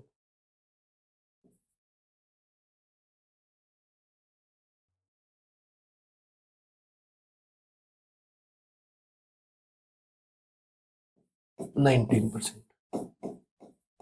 19%। 19% हमारा क्या हो गया, साइटोसिन, और 19% ही ग्वेनिन। तो 19% हो जाएंगे बेटा दोनों। नेक्स्ट देखिए 33 क्वेश्चन है, construct and label the transcription unit from which the RNA segment given below has been transcribed write the complete name of the enzyme that transcribe this RNA. अब एक ये आपको एक स्ट्रैंड दे रखी है बेटा, इसमें बताना कंस्ट्रक्ट करना है, ट्रांसक्रिप्शन यूनिट बनानी है पूरी की पूरी इसकी। हमने ट्रांसक्रिप्शन यूनिट कैसे बनती है, इसको पूरे स्ट्रैंड को ऐसे बना दो, चाहे फिर इसको यहीं से जोड़ दो, इसके एडेनिन के सामने थाइमिन जुड़ेगा, adenine cytosine guanine thymine adenine cytosine guanine thymine adenine cytosine और ग्वेनिन। यहां पर क्या हो जाएगी हमारा प्रमोटर, यहां पर क्या हो जाएगा हमारा टर्मिनेट, ट्रांसक्रिप्शन यूनिट होगी। कौन ट्रांसक्रिप्शन करेगा इसको, पॉलीमरेज, पॉलीमरेज एंजाइम। नेक्स्ट देखिए बेटा 34 क्वेश्चन है, Why is DNA considered a better hereditary material than RNA? DNA के अंदर क्या पाया जाता है, डीएनए के अंदर है बेटा थाइमिन, आरएनए के अंदर क्या पाया जाता है, यूरेसिल। थाइमिन क्या है, स्टेबल मॉलिक्यूल है, और ये यूरेसिल क्या है, अनस्टेबल मॉलिक्यूल है। यूरेसिल के ऊपर मिथाइल ग्रुप जुड़ जाता है तभी जाकर थाइमिन बनता है, इसलिए क्या है डीएनए एक बेटर हेरिडिटरी मटेरियल है देन आरएनए, क्योंकि आरएनए अनस्टेबल होता है। नेक्स्ट है, how was a heavy isotope of nitrogen used to provide experiment evidence to semi conservative mode of DNA replication. DNA replication के अंदर क्या है, इसमें नाइट्रोजन का 15 मॉलिक्यूल N15 यूज किया गया था। कैसे यूज किया गया था, जो नेचुरली डीएनए की जो स्ट्रैंड होती है ना, दोनों स्ट्रैंड के अंदर जो भी नाइट्रोजन बेस पेयर पाए जाते हैं वो होते हैं बेटा N14, जो नेचर में पाया जाता है। लेकिन लेबोरेटरी के अंदर हमने एक्सपेरिमेंट किया, और उन एक्सपेरिमेंट से क्या, मेसेल्सन और स्टाल्क का ही एक्सपेरिमेंट था बेटा। मेसेल्सन और स्टाल्क ने क्या किया था, इन्वायरमेंट में इनको ई कोलाई के ऊपर एक्सपेरिमेंट था ये, जो नई रेप्लिकेशन होकर नए स्ट्रैंड बने ना, उनमें सभी में N15 दे दिया, दोनों स्ट्रैंड पर N15 पहुंच गया, क्योंकि इन्वायरमेंट में था ही नहीं, दूसरी चीज मिली ही नहीं उनको। ई कोलाई को जो न्यूट्रिशन दिया वो हेवी आइसोटोप के दिए गए थे। फिर बाद में उनको जब रेप्लिकेशन करवाया गया तो मॉडरेट मिला इसको, एक स्ट्रैंड थी N15 और एक थी N14, क्योंकि इन्वायरमेंट में अब उन्होंने N14 डालना शुरू कर दिया, तो सेमी कंजर्वेटिव हुआ। अगर दोनों पर ही N14 मिलता तो इसका मतलब दोनों ही सेमी कंजर्वेटिव, दोनों को अलग से बनाया गया है, लेकिन इसमें एक में पुराने वाला स्ट्रैंड था, एक में नए वाला, तो ये सेमी कंजर्वेटिव था। नेक्स्ट क्वेश्चन देखिए, what is the transcriptional product of RNA polymerase? What are the transcriptional product of RNA polymerase? RNA polymerase की ट्रांसक्रिप्शनल प्रोडक्ट क्या होते हैं बेटा? आरएनए पॉलीमरेज क्या बनाते हैं, एमआरएनए, टीआरएनए और rRNA. Differentiate between capping tailing, capping और टेलिंग में डिफरेंशिएट करना आपने बेटा, कैपिंग क्या है और टेलिंग क्या है। कैपिंग और टेलिंग, जो एचएनआरएनए होता है ना, एचएनआरएनए है, इससे एमआरएनए बनाया जाता है, उसी के बीच में कैपिंग, टेलिंग और स्प्लिसिंग तीन प्रोसेस चलती हैं। कैपिंग में क्या है, जो हमारा एचएनआरएनए है ना, ये एचएनआरएनए है, इसके एंड की तरफ जहां पर 5' एंड है ना, वहां पर क्या जोड़ा जाता है,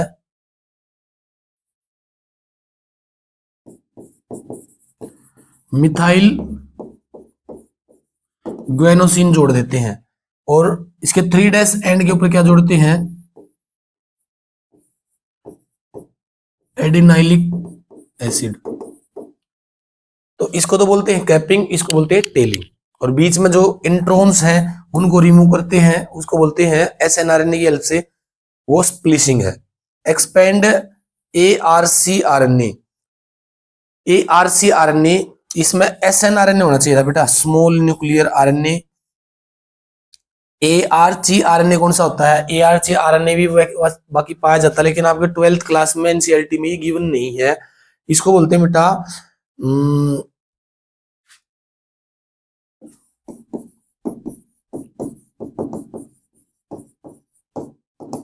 आर्चियोलॉजिकल आरएनए, लेकिन ये आपकी इसमें नहीं आता है, 11th-12th क्लास में नहीं पढ़ने को आता है, तो ये हो सकता है आउट ऑफ सिलेबस हो।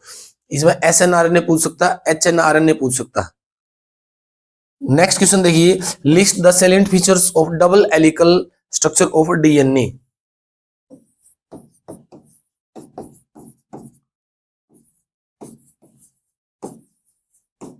डबल हेलिक्स मॉडल किसने दिया था? वॉटसन और क्रिक ने। वॉटसन और क्रिक ने दिया था। बताया क्या क्या था इसने डबल हेलिकल मॉडल में, कि जो डीएनए की जो स्ट्रैंड है ना, दो स्ट्रैंड पाई जाती हैं, दो स्ट्रैंड से मिलकर बनता हमारा डीएनए डबल हेलिकल्स होता है, और स्टोन के ऊपर लिपटा होता है, स्टोन ऑक्टामर के ऊपर लिपटता है। एक बेस पेयर जो है ना,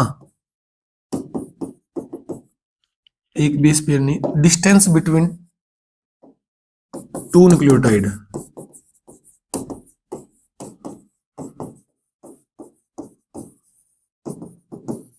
दो न्यूक्लियोटाइड के बीच की डिस्टेंस कितनी है?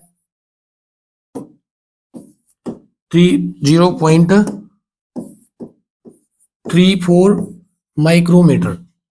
अगर बात करें एक बेस से दूसरा base, distance between two base, तो वो है 2 माइक्रोमीटर। तो ये डबल हेलिकल मॉडल के अंदर उन्होंने बताया था। राइट एंडेड फैशन में क्राउल होता है।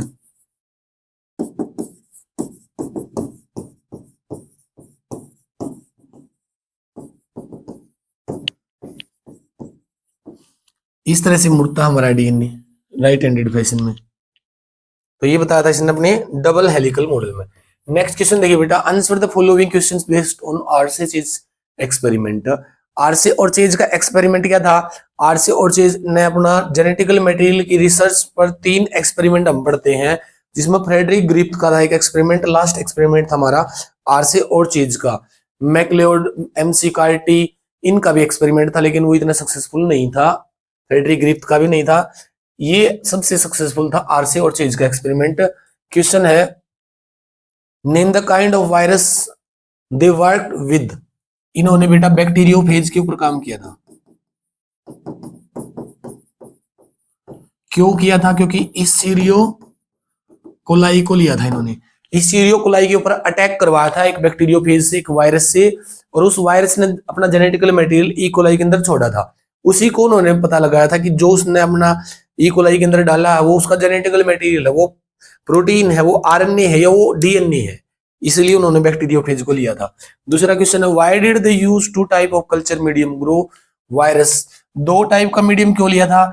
एक मीडियम के अंदर उन्होंने उसका जो एक्सटर्नल जो उसकी स्ट्रक्चर थी ना, प्रोटीन था, उसको उन्होंने क्या किया था? रेडियो एक्टिव किया था। जैसे एक बार देख लेते हैं हम इसको। जैसे ये ई कोलाई है, 2 कल्चर मीडियम क्यों लिए? यहां पे ये वायरस है,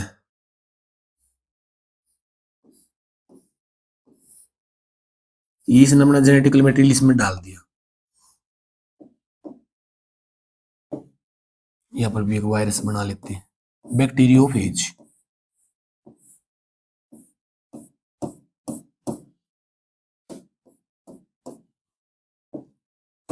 अब इसके अंदर जो जेनेटिकल मटेरियल है वो ये इसके अंदर डाल लगा, तो ये इसका जेनेटिकल मटेरियल यहां पर आ जाएगा।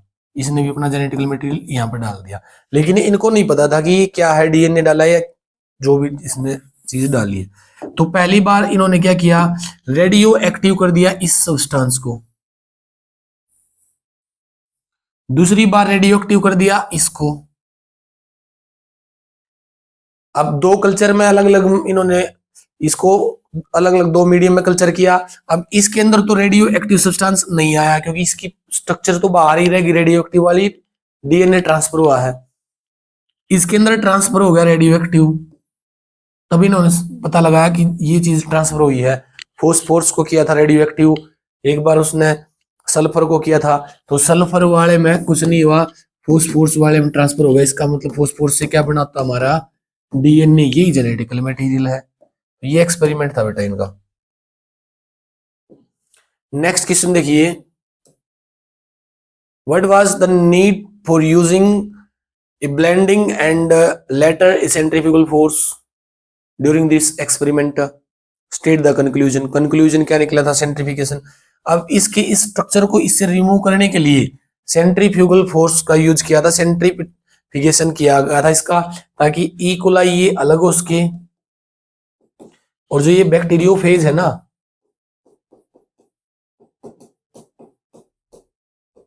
ये अलग हो उसके। इन दोनों को अलग अलग स्प्लिट करने के लिए इन्होंने क्या यूज किया था? सेंट्रीफिकेशन का फोर्स का यूज किया था। कंक्लूजन क्या मिला था? कि डीएनए ही जेनेटिकल मटेरियल है, radio active substance phosphorus transfer हो गया था। नेक्स्ट क्वेश्चन देखिए, describe Meselson and Stahl experiment to prove the DNA replication semi conservative. अभी कराया है ये कि जो मेसल्सन था और जो स्टार्क थे, इन दोनों ने अपना एक्सपेरिमेंट किया था सेमी कंजर्वेटिव।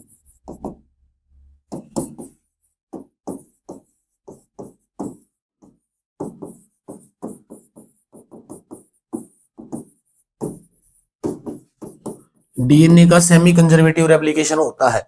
इन्होंने क्या किया था? कल्चर के अंदर ई कोलाई को ग्रो करवाया। कैसे? मीडियम में, जहां पर नाइट्रोजन का एवी आइसोटोप प्रोवाइड करवाया।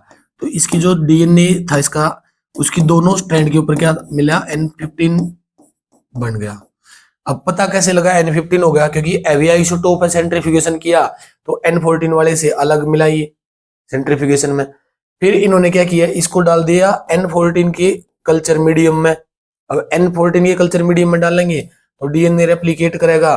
तो इन जो नए जो डीएनए बने हैं उनमें एक में तो N15 N14 मिला, ऐसे इसमें भी N14 और N15 मिला। इसका मतलब कंजर्वेशन जो है वो सेमी कंजर्वेटिव है, दोनों एक साथ में कंजर्व नहीं होते। नेक्स्ट क्वेश्चन देखिए बेटा, नेक्स्ट क्वेश्चन है, name the scientist who disapprove spontaneous generation theory. Spontaneous generation theory को स्वान सेल की हेल्प से डिसअप्रूव किया था। स्वान ट्यूब किसने यूज किया था? Louis Pasteur. नेक्स्ट है, mention the contribution of S L Miller's experiment. Miller experiment क्या था? 18 दिन तक इनका एक्सपेरिमेंट चला था, जिन्होंने प्रिमिटिव अर्थ का एनवायरनमेंट दिया था। प्रिमिटिव अर्थ बनाया था जिसमें कुछ गैसेस थी, जैसे मीथेन थी, अमोनिया था, कार्बन डाइऑक्साइड थी, वाटर वेपर थे ये, और हाइड्रोजन था। इनकी हेल्प से इलेक्ट्रोड डाले गए थे और फिर उन्होंने 18 दिन के बाद कुछ अमीनो एसिड बना दिए थे, जिनमें एलन ग्लाइसिन था, एलेनाइन था, एस्पेटिक एसिड जैसे कुछ अमीनो एसिड तैयार किए थे। नेक्स्ट क्वेश्चन देखिए, write the probable differences in eating habit of homo habilis and homo erectus. Homo habilis बेटा, इनकी ईटिंग हैबिट बतानी है। सबसे पहले जब ह्यूमन ड्रायोपिथेकस से शुरू करते हैं ना, ड्रायोपिथेकस, एक बार इनको सभी को याद कर लेते, पता नहीं एग्जाम में कौन सा आपसे पूछ लेगा।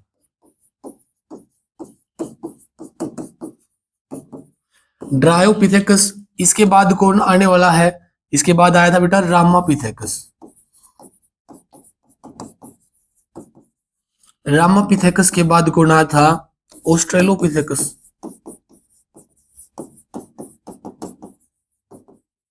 ऑस्ट्रेलोपिथेकस के बाद पहला होमो हैबिलस। इसके बाद आया था बेटा होमो इरेक्टस। इसके बाद आया था बेटा होमो नेंडरथैलस। इसके बाद आया था पुत्र जी होमो सैपियंस। तो ये आए थे। तो अब इनमें अगर मैं बात करूं, ड्रायो, रामा, ऑस्ट्रेलो, होमो हैबिलस, यहां तक ये सारे के सारे क्या थे?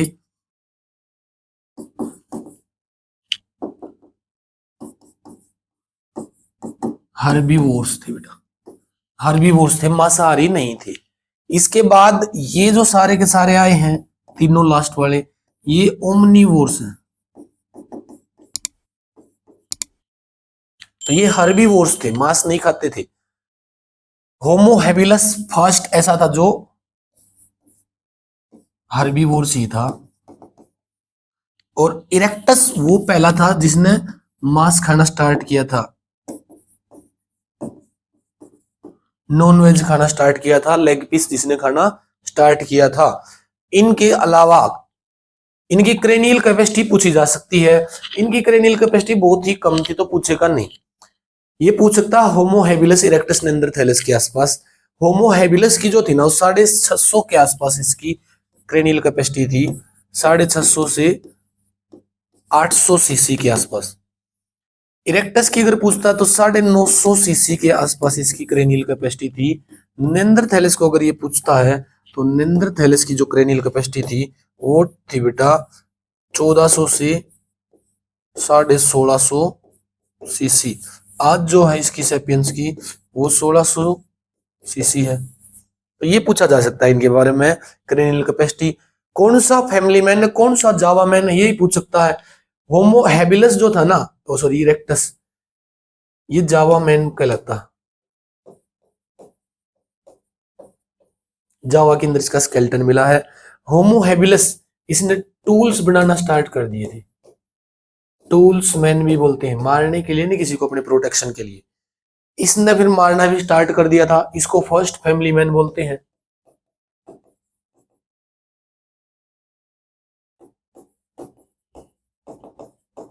फर्स्ट फैमिली मैन भी है ये।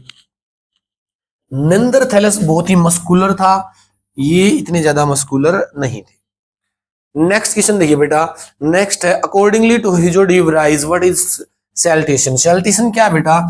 जैसे ही पॉइंट इसने ह्यूजो डी वराइज ने बोला था कि म्यूटेशन होती है, स्पॉन्टेनियस होती है, और स्पॉन्टेनियस म्यूटेशन से क्या है, नई स्पीसीज बन जाती है। उसी को क्या बोलते हैं? सैल्टेशन। स्पॉन्टेनियसली एकदम से क्या नई स्पीसीज का जनरेशन बन जाना, उसको क्या कहते हैं हम? सैल्टेशन। नेक्स्ट देखिए, name the first human like hominid mention his food habitat brain capacity. अभी बताया हमने ये। पहला कौन सा था? होमो हैबिलस। फूड क्या था इसका? हर्बीवोर्स था। क्रेनियल कैपेसिटी 650 से 850। नेक्स्ट क्वेश्चन देखिए, what is an auto immunity disease? Auto immune disease, give an example. Auto immune disease क्या होती है? अपनी ही इम्यूनिटी अपनी ही सेल को खाना स्टार्ट कर दे, मारना स्टार्ट कर दे। ऐसा डिसऑर्डर जिसके अंदर हमारी खुद की इम्यूनिटी हमारी ही बॉडी पर अटैक करती है ना, उसको बोलते हैं ऑटो इम्यून डिसऑर्डर। इसके अंदर आर्थराइटिस में ये डिजीज है, अडियम आती है, रेमेटॉइड आर्थराइटिस।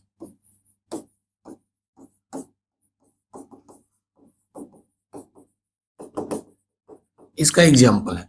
नेक्स्ट क्वेश्चन देखिए बेटा, student on school picnic to a park on a windy day started sneezing and having difficulty in breathing. On reaching the park, the teacher uh, inquired whether the student was allergic to something. अब एक student है बेटा, park में गए थे, picnic में park में गए थे किसी में, और उसने स्नीजिंग करना, छींकना स्टार्ट कर दिया, तो क्या उसको एलर्जी है? अब इसने पूछा question, what is allergy? Allergy होती क्या? एलर्जी क्या है? किसी भी केमिकल सब्सटेंस के अगेंस्ट हमारी बॉडी का aggregate reaction,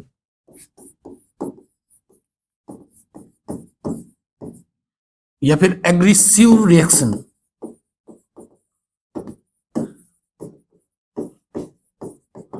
against any specific chemical.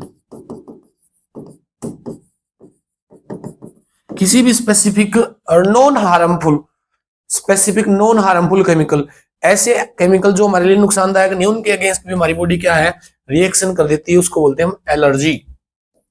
Right two unique characteristics of the system involve in the responsible of observed in student, उसको हम क्या दे सकते हैं? Anti histamine. हुआ किसकी वजह से है ये? हिस्टामिन, सेरोटोनिन, ये दोनों केमिकल सब्सटेंस रिलीज होती है इसमें। नेक्स्ट क्वेश्चन देखिए, HIV and hepatitis B are STD, mention the two other way by which they can be transmitted to a healthy person. HIV और हेपेटाइटिस बी दोनों ही क्या है, सेक्सुअली ट्रांसमिटेड डिजीज है। अब सेक्सुअली ट्रांसमिशन को छोड़कर और भी कोई तरीका इनका फैलने का बिल्कुल है, कौन सा है, दो और वे बताने हैं, ब्लड कॉन्टेक्ट। ब्लड कॉन्टेक्ट कैसे होगा, ट्रांसफ्यूजन से। किसी पेशेंट का खून हमने किसी दूसरे हेल्दी पर्सन को चढ़ा दिया, या मतलब किसी हेल्दी पर्सन से खून लेकर हमें किसी पेशेंट को चढ़ाया, उस हेल्दी पर्सन को पहले ही HIV था तो वो उसको भी फैल जाएगा। या फिर इन्फेक्टेड नीडल, इससे भी फैल सकता है। नेक्स्ट देखिए बेटा, write the scientific name of the microbe use in fermenting malted cereals and fruit juice. यानी कि बेटा फर्मेंटेशन में कौन सा ऑर्गेनिज्म, माइक्रो ऑर्गेनिज्म यूज किया जाता है, उसका साइंटिफिक नेम बताना है। बेवरेज यीस्ट है, बेकर यीस्ट है, उसका साइंटिफिक नेम क्या है, सैक्रोमाइसिस।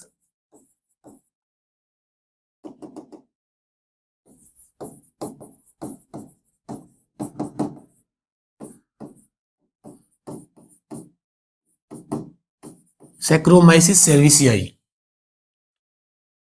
बेवर्स यीस्ट भी बोलते हैं इसको। नेक्स्ट है बेटा, explain the different step involved during primary treatment phase of sewage. Primary और सेकेंडरी दो तरह के ट्रीटमेंट होते हैं बेटा सीवेज ट्रीटमेंट में। प्राइमरी के अंदर क्या किया जाता है, प्राइमरी के अंदर इसमें दो टैंक पाए जाते हैं। फर्स्ट टैंक कौन सा होता है, इसके अंदर होता है बेटा फ्लोटिंग वेस्ट को निकालने के लिए, और दूसरा कौन सा, सेटलिंग टैंक।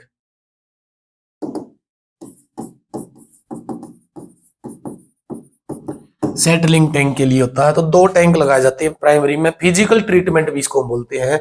नेक्स्ट देखिए, name the enzyme produced by streptococcus bacterium, explain its importance in medical science. Streptococcus से कौन सा एंजाइम बनता है, स्ट्रेप्टोकाइनेज।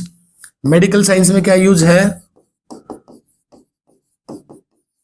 ये क्लोट बस्टर है बेटा। नेक्स्ट क्वेश्चन देखिए, name the microbe that help in the production of the following product commercially. Statin किससे प्रोड्यूस होता है, स्टेटिन किससे प्रोड्यूस होता है बेटा, मोनास्कस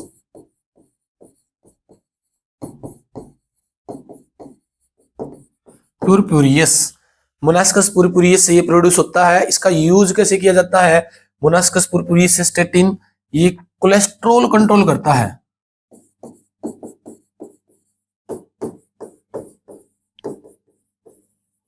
कोलेस्ट्रॉल को कंट्रोल करने में यूज किया जाता है। नेक्स्ट है citric acid, Aspergillus Niger.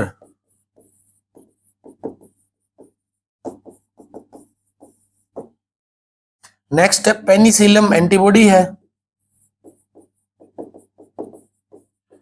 Penicillin, penicillium notatum, इससे बनाई जाती है पेनिसिलिन, पहली एंटीबायोटिक थी ना ये। नेक्स्ट ब्यूटेरिक एसिड, क्लोस्ट्रीडियम ब्यूटेरिकम, इससे मिलता। नेक्स्ट क्वेश्चन देखिए बेटा, 52 क्वेश्चन है, right the specific point of the palindromic and the bond that is cut by E core I. Palindromic sequence बतानी, इसकी स्पेसिफिक पॉइंट ये है बेटा GAATTC। ये एक ऐसी पैलिंड्रोमिक सीक्वेंस है जिसको ई कोर फर्स्ट काटता है। नेक्स्ट है, why it is essential to have selectable markers of a cloning vector. Cloning vector में सिलेक्टेबल मार्कर्स का क्या क्यों जरूरत पड़ती है, इसमें बेटा ये पता लगाने के लिए कि हमारी जीन रिकम्बिनेंट हुई है या नहीं हुई है, उसको पता लगाने के लिए इसका यूज किया जाता है। एक्सप्लेनेशन कंप्लीट आपको इसकी एनसीईआरटी से या फिर हमारी जो एक्सप्लेन्ड वीडियो है ना उनसे देखना पड़ेगा, क्योंकि एक एक क्वेश्चन को अगर इतना डीपली एक्सप्लेन हमने करना स्टार्ट कर दिया इस वीडियो को पूरी को, तो ये 5 से 6 घंटे की वीडियो बन जाएगी। इसमें बस क्वेश्चंस के ऊपर फोकस है कि ये क्वेश्चन है और उनकी थोड़ी बहुत एक्सप्लेनेशन, इस तरह से आपने उसको एक्सप्लेन करना है। बाकी उसको कंप्लीट एक्सप्लेनेशन आपने पहले पढ़ रखी है, रिवीजन है बेटा बस। इसेंशियल क्यों है सिलेक्टेबल मार्कर, ये पता लगाने के लिए कि हमारा आरडीएनए बना है या नहीं, रिकम्बिनेंट डीएनए बना है या नहीं, वेक्टर के अंदर डीएनए ट्रांसफर हुआ है या नहीं। नेक्स्ट क्वेश्चन है why is molecular scissor called write their use in biotechnology. Molecular scissor क्या बेटा, मोलिकुलर सीजर क्यों बोला जाता है, क्योंकि ये हमारे डीएनए को स्पेसिफिक जगह से काटता है, एंडो न्यूक्लियेज रेस्ट्रिक्शन एंजाइम है बेटा। यूज बायोटेक्नोलॉजी में क्यों किया जाता है, क्योंकि एक स्पेसिफिक साइट को काटता है, कट और ये स्पेसिफिक साइट ऑफ डीएनए, जैसे ये एक स्पेसिफिक रिपीटेटिव सीक्वेंस है। नेक्स्ट है बेटा mention the importance of gel electrophoresis in biotechnology. Gel electrophoresis का क्या यूज है, जेल इलेक्ट्रोफोर्सिस, जेल इलेक्ट्रोफोर्सिस में क्या करते हैं बेटा हम, जो हमारा डीएनए के फ्रेगमेंट है ना, फ्रेगमेंट है, जैसे ये सीक्वेंस से काटता ई कोराई, लेकिन डीएनए में ये ऐसी बहुत सारी सीक्वेंस है, लेकिन हमारी जो जीन ऑफ इंटरेस्ट है उसको निकालने के लिए हम क्या करते हैं, जेल इलेक्ट्रोफोर्सिस का यूज करते हैं। जेल इलेक्ट्रोफोर्सिस में क्या है, एगारो जेल का एक बेड लिया जाता है, यहाँ पर हमने डीएनए के फ्रेगमेंट को डाल देना है जो इस इकोलाई ने काटे हैं, और इस तरफ हम इस पर लगा देंगे बेटा नेगेटिव चार्ज, इस तरफ पॉजिटिव चार्ज लगा देंगे। डीएनए के ऊपर पहले ही नेगेटिव चार्ज होता है, तो डीएनए के फ्रेगमेंट ऐसे इसके अंदर मिलेंगे हमें, जिसको फिर हम क्या करते लेते हैं, यहाँ से निकाल लेते हैं इथिडियम ब्रोमाइड की हेल्प से, यूवी लाइट से नाइलॉन सेट के ऊपर निकालकर उसको रेडियोग्राफी कर लेते हैं। Draw a schematic diagram of E coli cloning vector PBR322 and mark. एक वेक्टर बनाना बेटा आपने,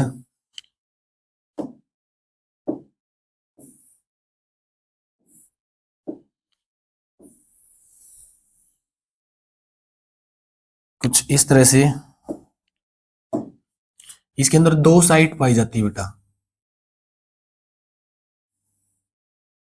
एक इस तरफ है और एक इस तरफ है।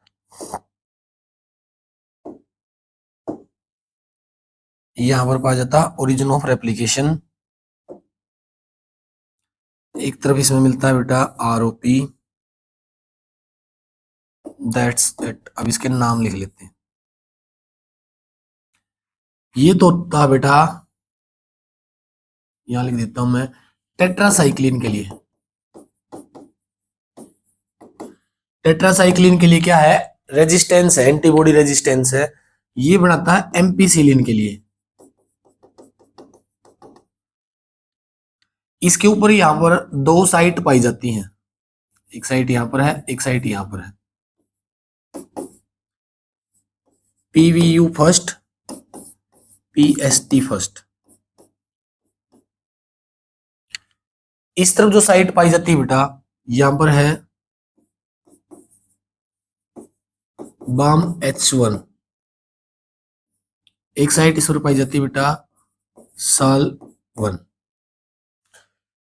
ये है हमारी origin of replication ORI। ORI अगर किसी भी प्लेज्मिड में नहीं है तो रेप्लिकेशन नहीं हो सकता, तो ओरिजिन ऑफ रेप्लिकेशन है। उसके लिए इंपॉर्टेंट प्रोटीन बनाती है, ये क्या है,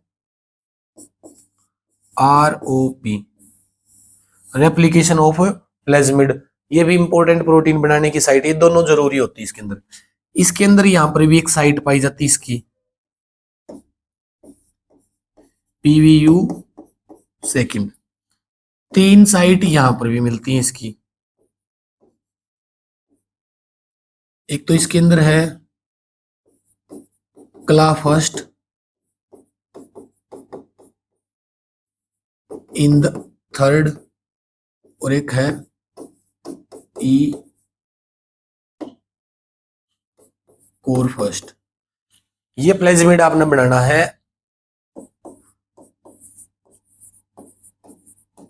PBR322। नेक्स्ट देखिए बेटा, नेक्स्ट क्वेश्चन है what is cry gene in which organism they are they present. Cry gene जो है ना, वो क्या होती है, क्राइजीन से बेटा एक क्राई प्रोटीन बनता है, क्राई प्रोटीन बनता है। क्राई प्रोटीन क्या है, ये इंसेक्ट को मारने के लिए यूज किया जाता है। जैसे हमने बनाया था बिट्टी कॉटन, बिट्टी राइस, मिलता किसमें? ये बैसिलस थुरिनजेंसिस के अंदर पाया जाता है। नेक्स्ट है state the role of C peptide in human insulin.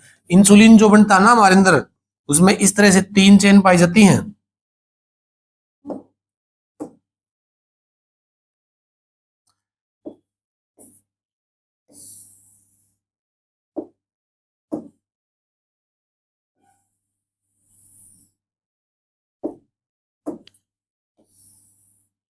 ऐसे, और बीच में डाइसल्फाइड बॉन्ड होते हैं यहां पर, ऐसे। ये तो है हमारा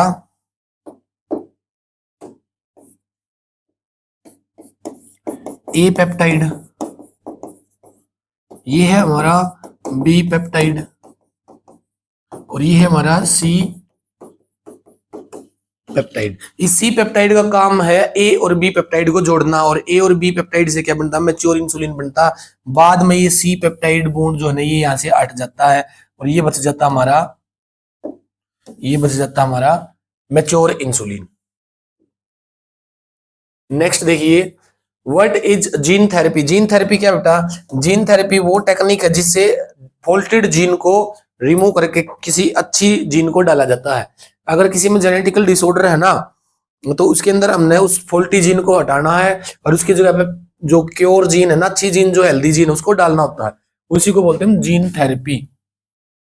सबसे पहला केस कब था? ये 1990 के अंदर अमेरिका में। 4-year-old गर्ल, किस चीज की डेफिशिएंसी थी उसके अंदर? एडीए,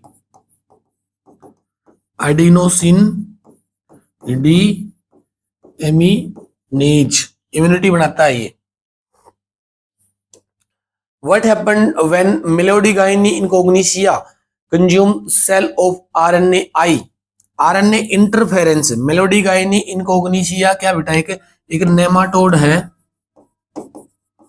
जो क्या करता है, जो टोबैको है ना, उसकी रूट के अंदर पाया जाता है, उसकी रूट को खा जाता है ये। तो उसको मारने के लिए क्या है, इस मेलोडीगाइनी के लिए जो स्पेसिफिक आरएनए है ना, एक स्पेसिफिक प्रोटीन बनता जिससे, उस आरएनए का डबल स्ट्रैंडेड आरएनए हम किस में डाल देते हैं?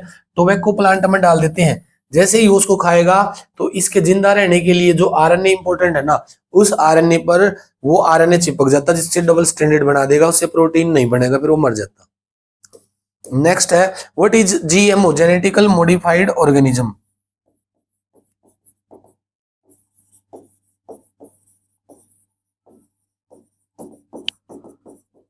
Genetical modified organism. 5 possible advantage बताने बेटा इसके फार्मर को क्या है। सबसे पहला फायदा क्या है जीएमओ का, कि जो सीड या फिर जो ऑर्गेनिज्म बनाए जाते हैं ना, वो क्या है? सीड की अगर बात करें, वो पेस्ट रेजिस्टेंस होते हैं,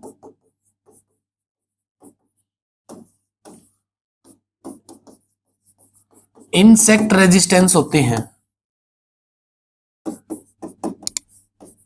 हाई टॉलरेंस,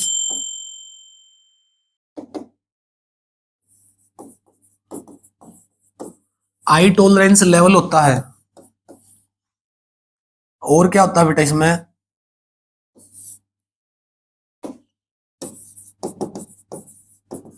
मिनरल्स एनरिच होते हैं इसके अंदर, हाई मिनरल्स होते हैं।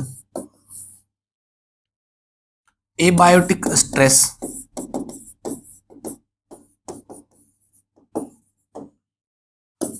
अर्ली मैच्योरेशन,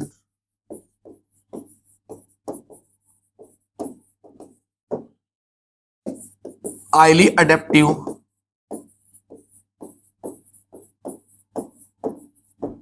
ये सारे के सारे फायदे हैं कि इसको किसी भी जगह पर अडेप्टेशन करने की कैपेसिटी दी जाती है।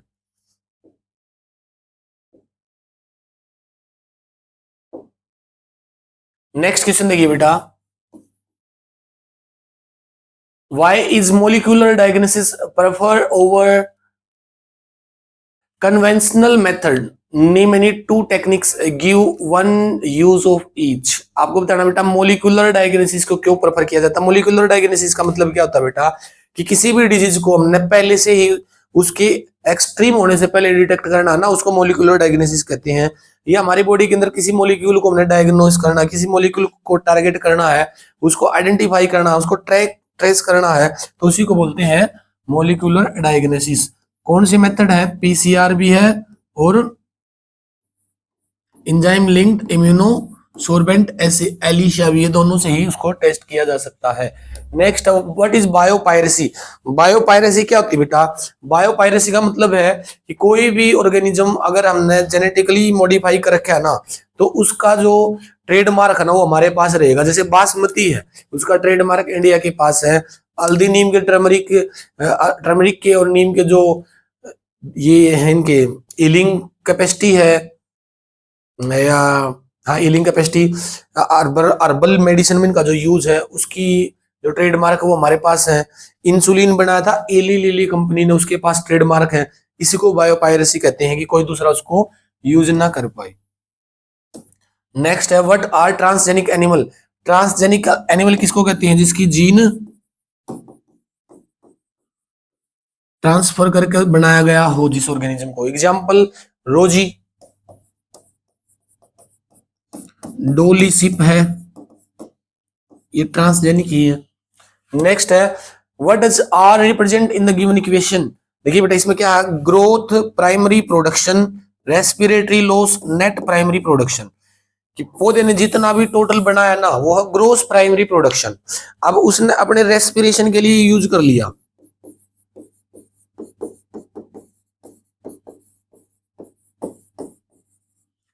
तो जो बच गया ना वो क्या है,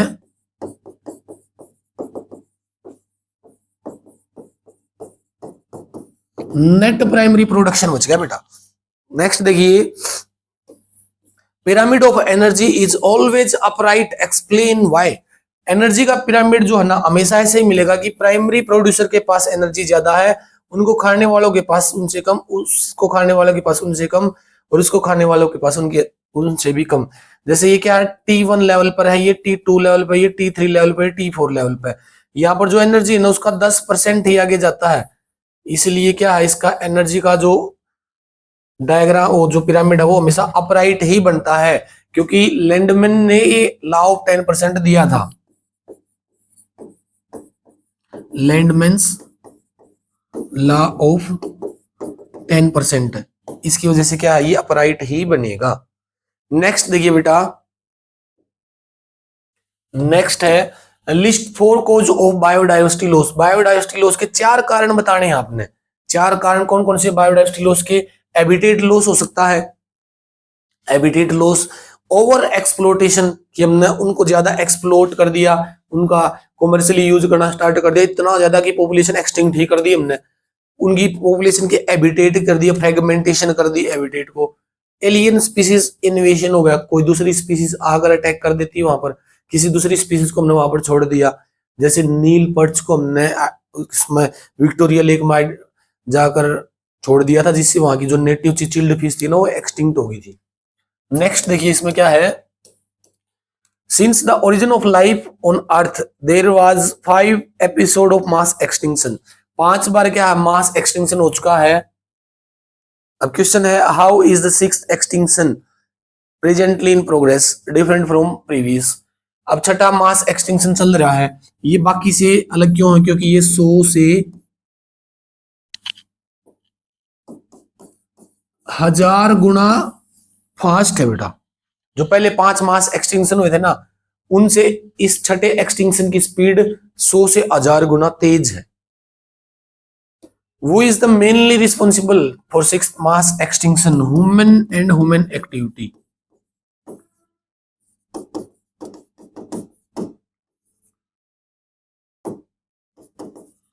ह्यूमन और ह्यूमन एक्टिविटीज के लिए रिस्पॉन्सिबल है। कोई 4 ऐसे पॉइंट बताने जिससे ओवरकम किया जा सके इस डिजास्टर से। क्या क्या है बेटा, पॉपुलेशन कंट्रोल पहला,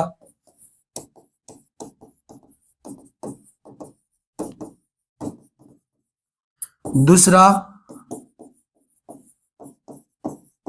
कंजर्वेशन ऑफ बायोडाइवर्सिटी,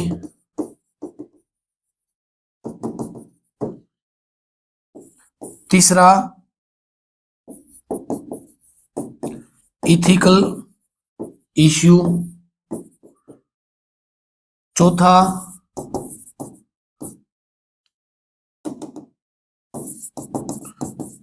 बायोपायरेसी भी ठीक है, जिससे कोई और एक्सप्लोट ना करे उनको। और सफिशिएंट रूल बनाने पड़ेंगे हमने कि किसी भी ऑर्गेनिज्म को ऐसे ही नहीं सता सकते, ऐसे ही नहीं मार सकते। ग्लोबल वार्मिंग को कंट्रोल करना पड़ेगा, पोल्यूशन को कंट्रोल करना पड़ेगा, पॉपुलेशन को कंट्रोल करना पड़ेगा। नेक्स्ट देखिए, एक्सप्लेन राइवल्ट पोपर हाइपोथेसिस। राइवल्ट पोपर हाइपोथेसिस 69 क्वेश्चन।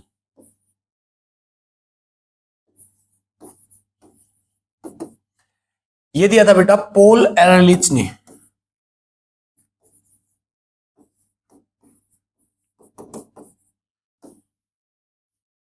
इसने अपने हाइपोथेसिस में क्या बताया था, इसमें इसने पूरे इकोसिस्टम को एक एरोप्लेन के उसमें बताया था।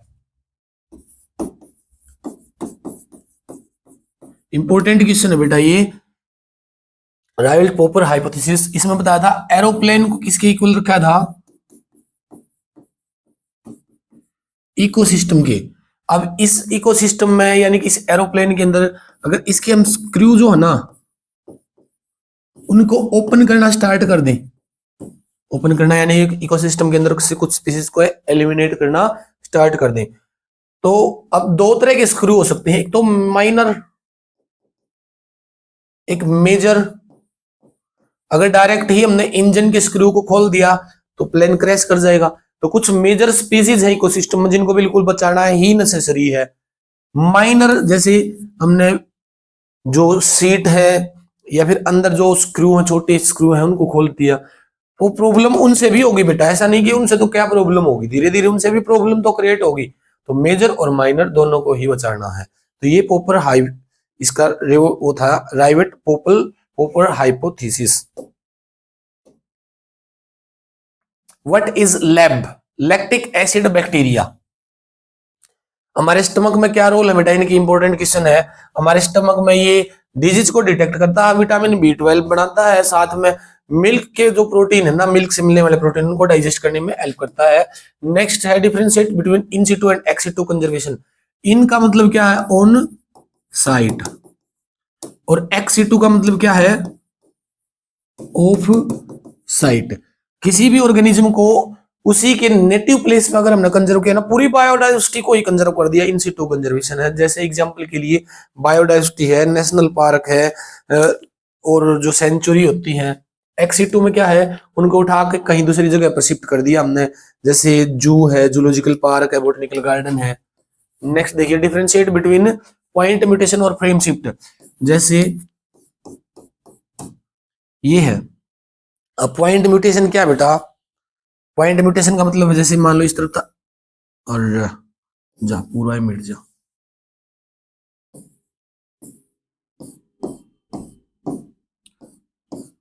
ये बना दिया हमने adenine, guanine, cytosine, thymine, cytosine, guanine, cytosine, ये बना दिया हमने, ठीक है। अब इसमें एडेनिन के सामने thymine, cytosine, guanine, adenine, guanine, cytosine और ग्वानिन।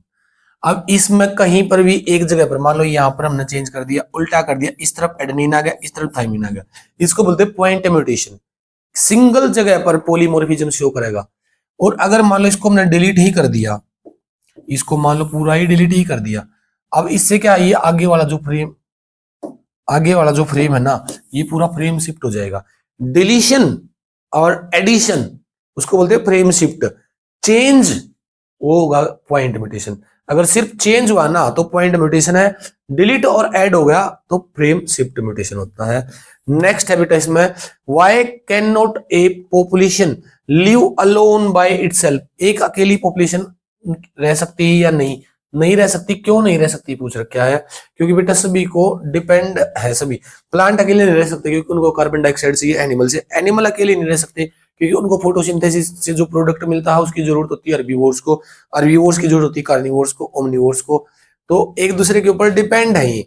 बायोटिक एबायोटिक्स का इंटरेक्शन है बेटा, यहाँ पर कम्युनिटी के बिना नहीं रहा जा सकता।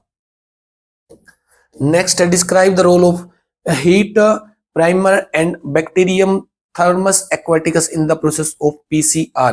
पीसीआर जो होती है ना बेटा, पॉलीमरेज चेन रिएक्शन, इंपॉर्टेंट है, आपके एग्जाम में जरूर आएगी बेटा। ये 100% मैं लिख कर देता हूँ, पीसीआर से क्वेश्चन जरूर आएगा। पीसीआर से एक भी क्वेश्चन नहीं रहेगा आज जो मैं इस पीसीआर के रिगार्डिंग बताने वाला हूं। इसकी फुल फॉर्म क्या है? Polymerase chain reaction. Polymerase chain reaction.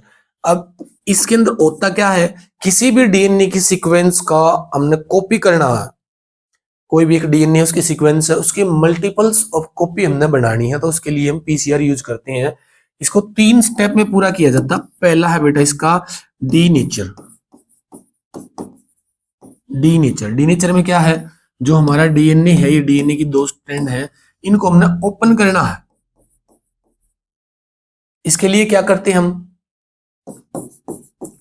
इसको हीट शॉक दिया जाता है। 90 से 95 डिग्री सेल्सियस पर क्या है, इसको हीट शॉक दिया जाएगा, जिससे दोनों स्ट्रैंड ओपन हो जाती है इसकी, कुछ ऐसे। दूसरा स्टेप क्या करना बेटा इसमें हमने, दूसरा है एनेलिंग।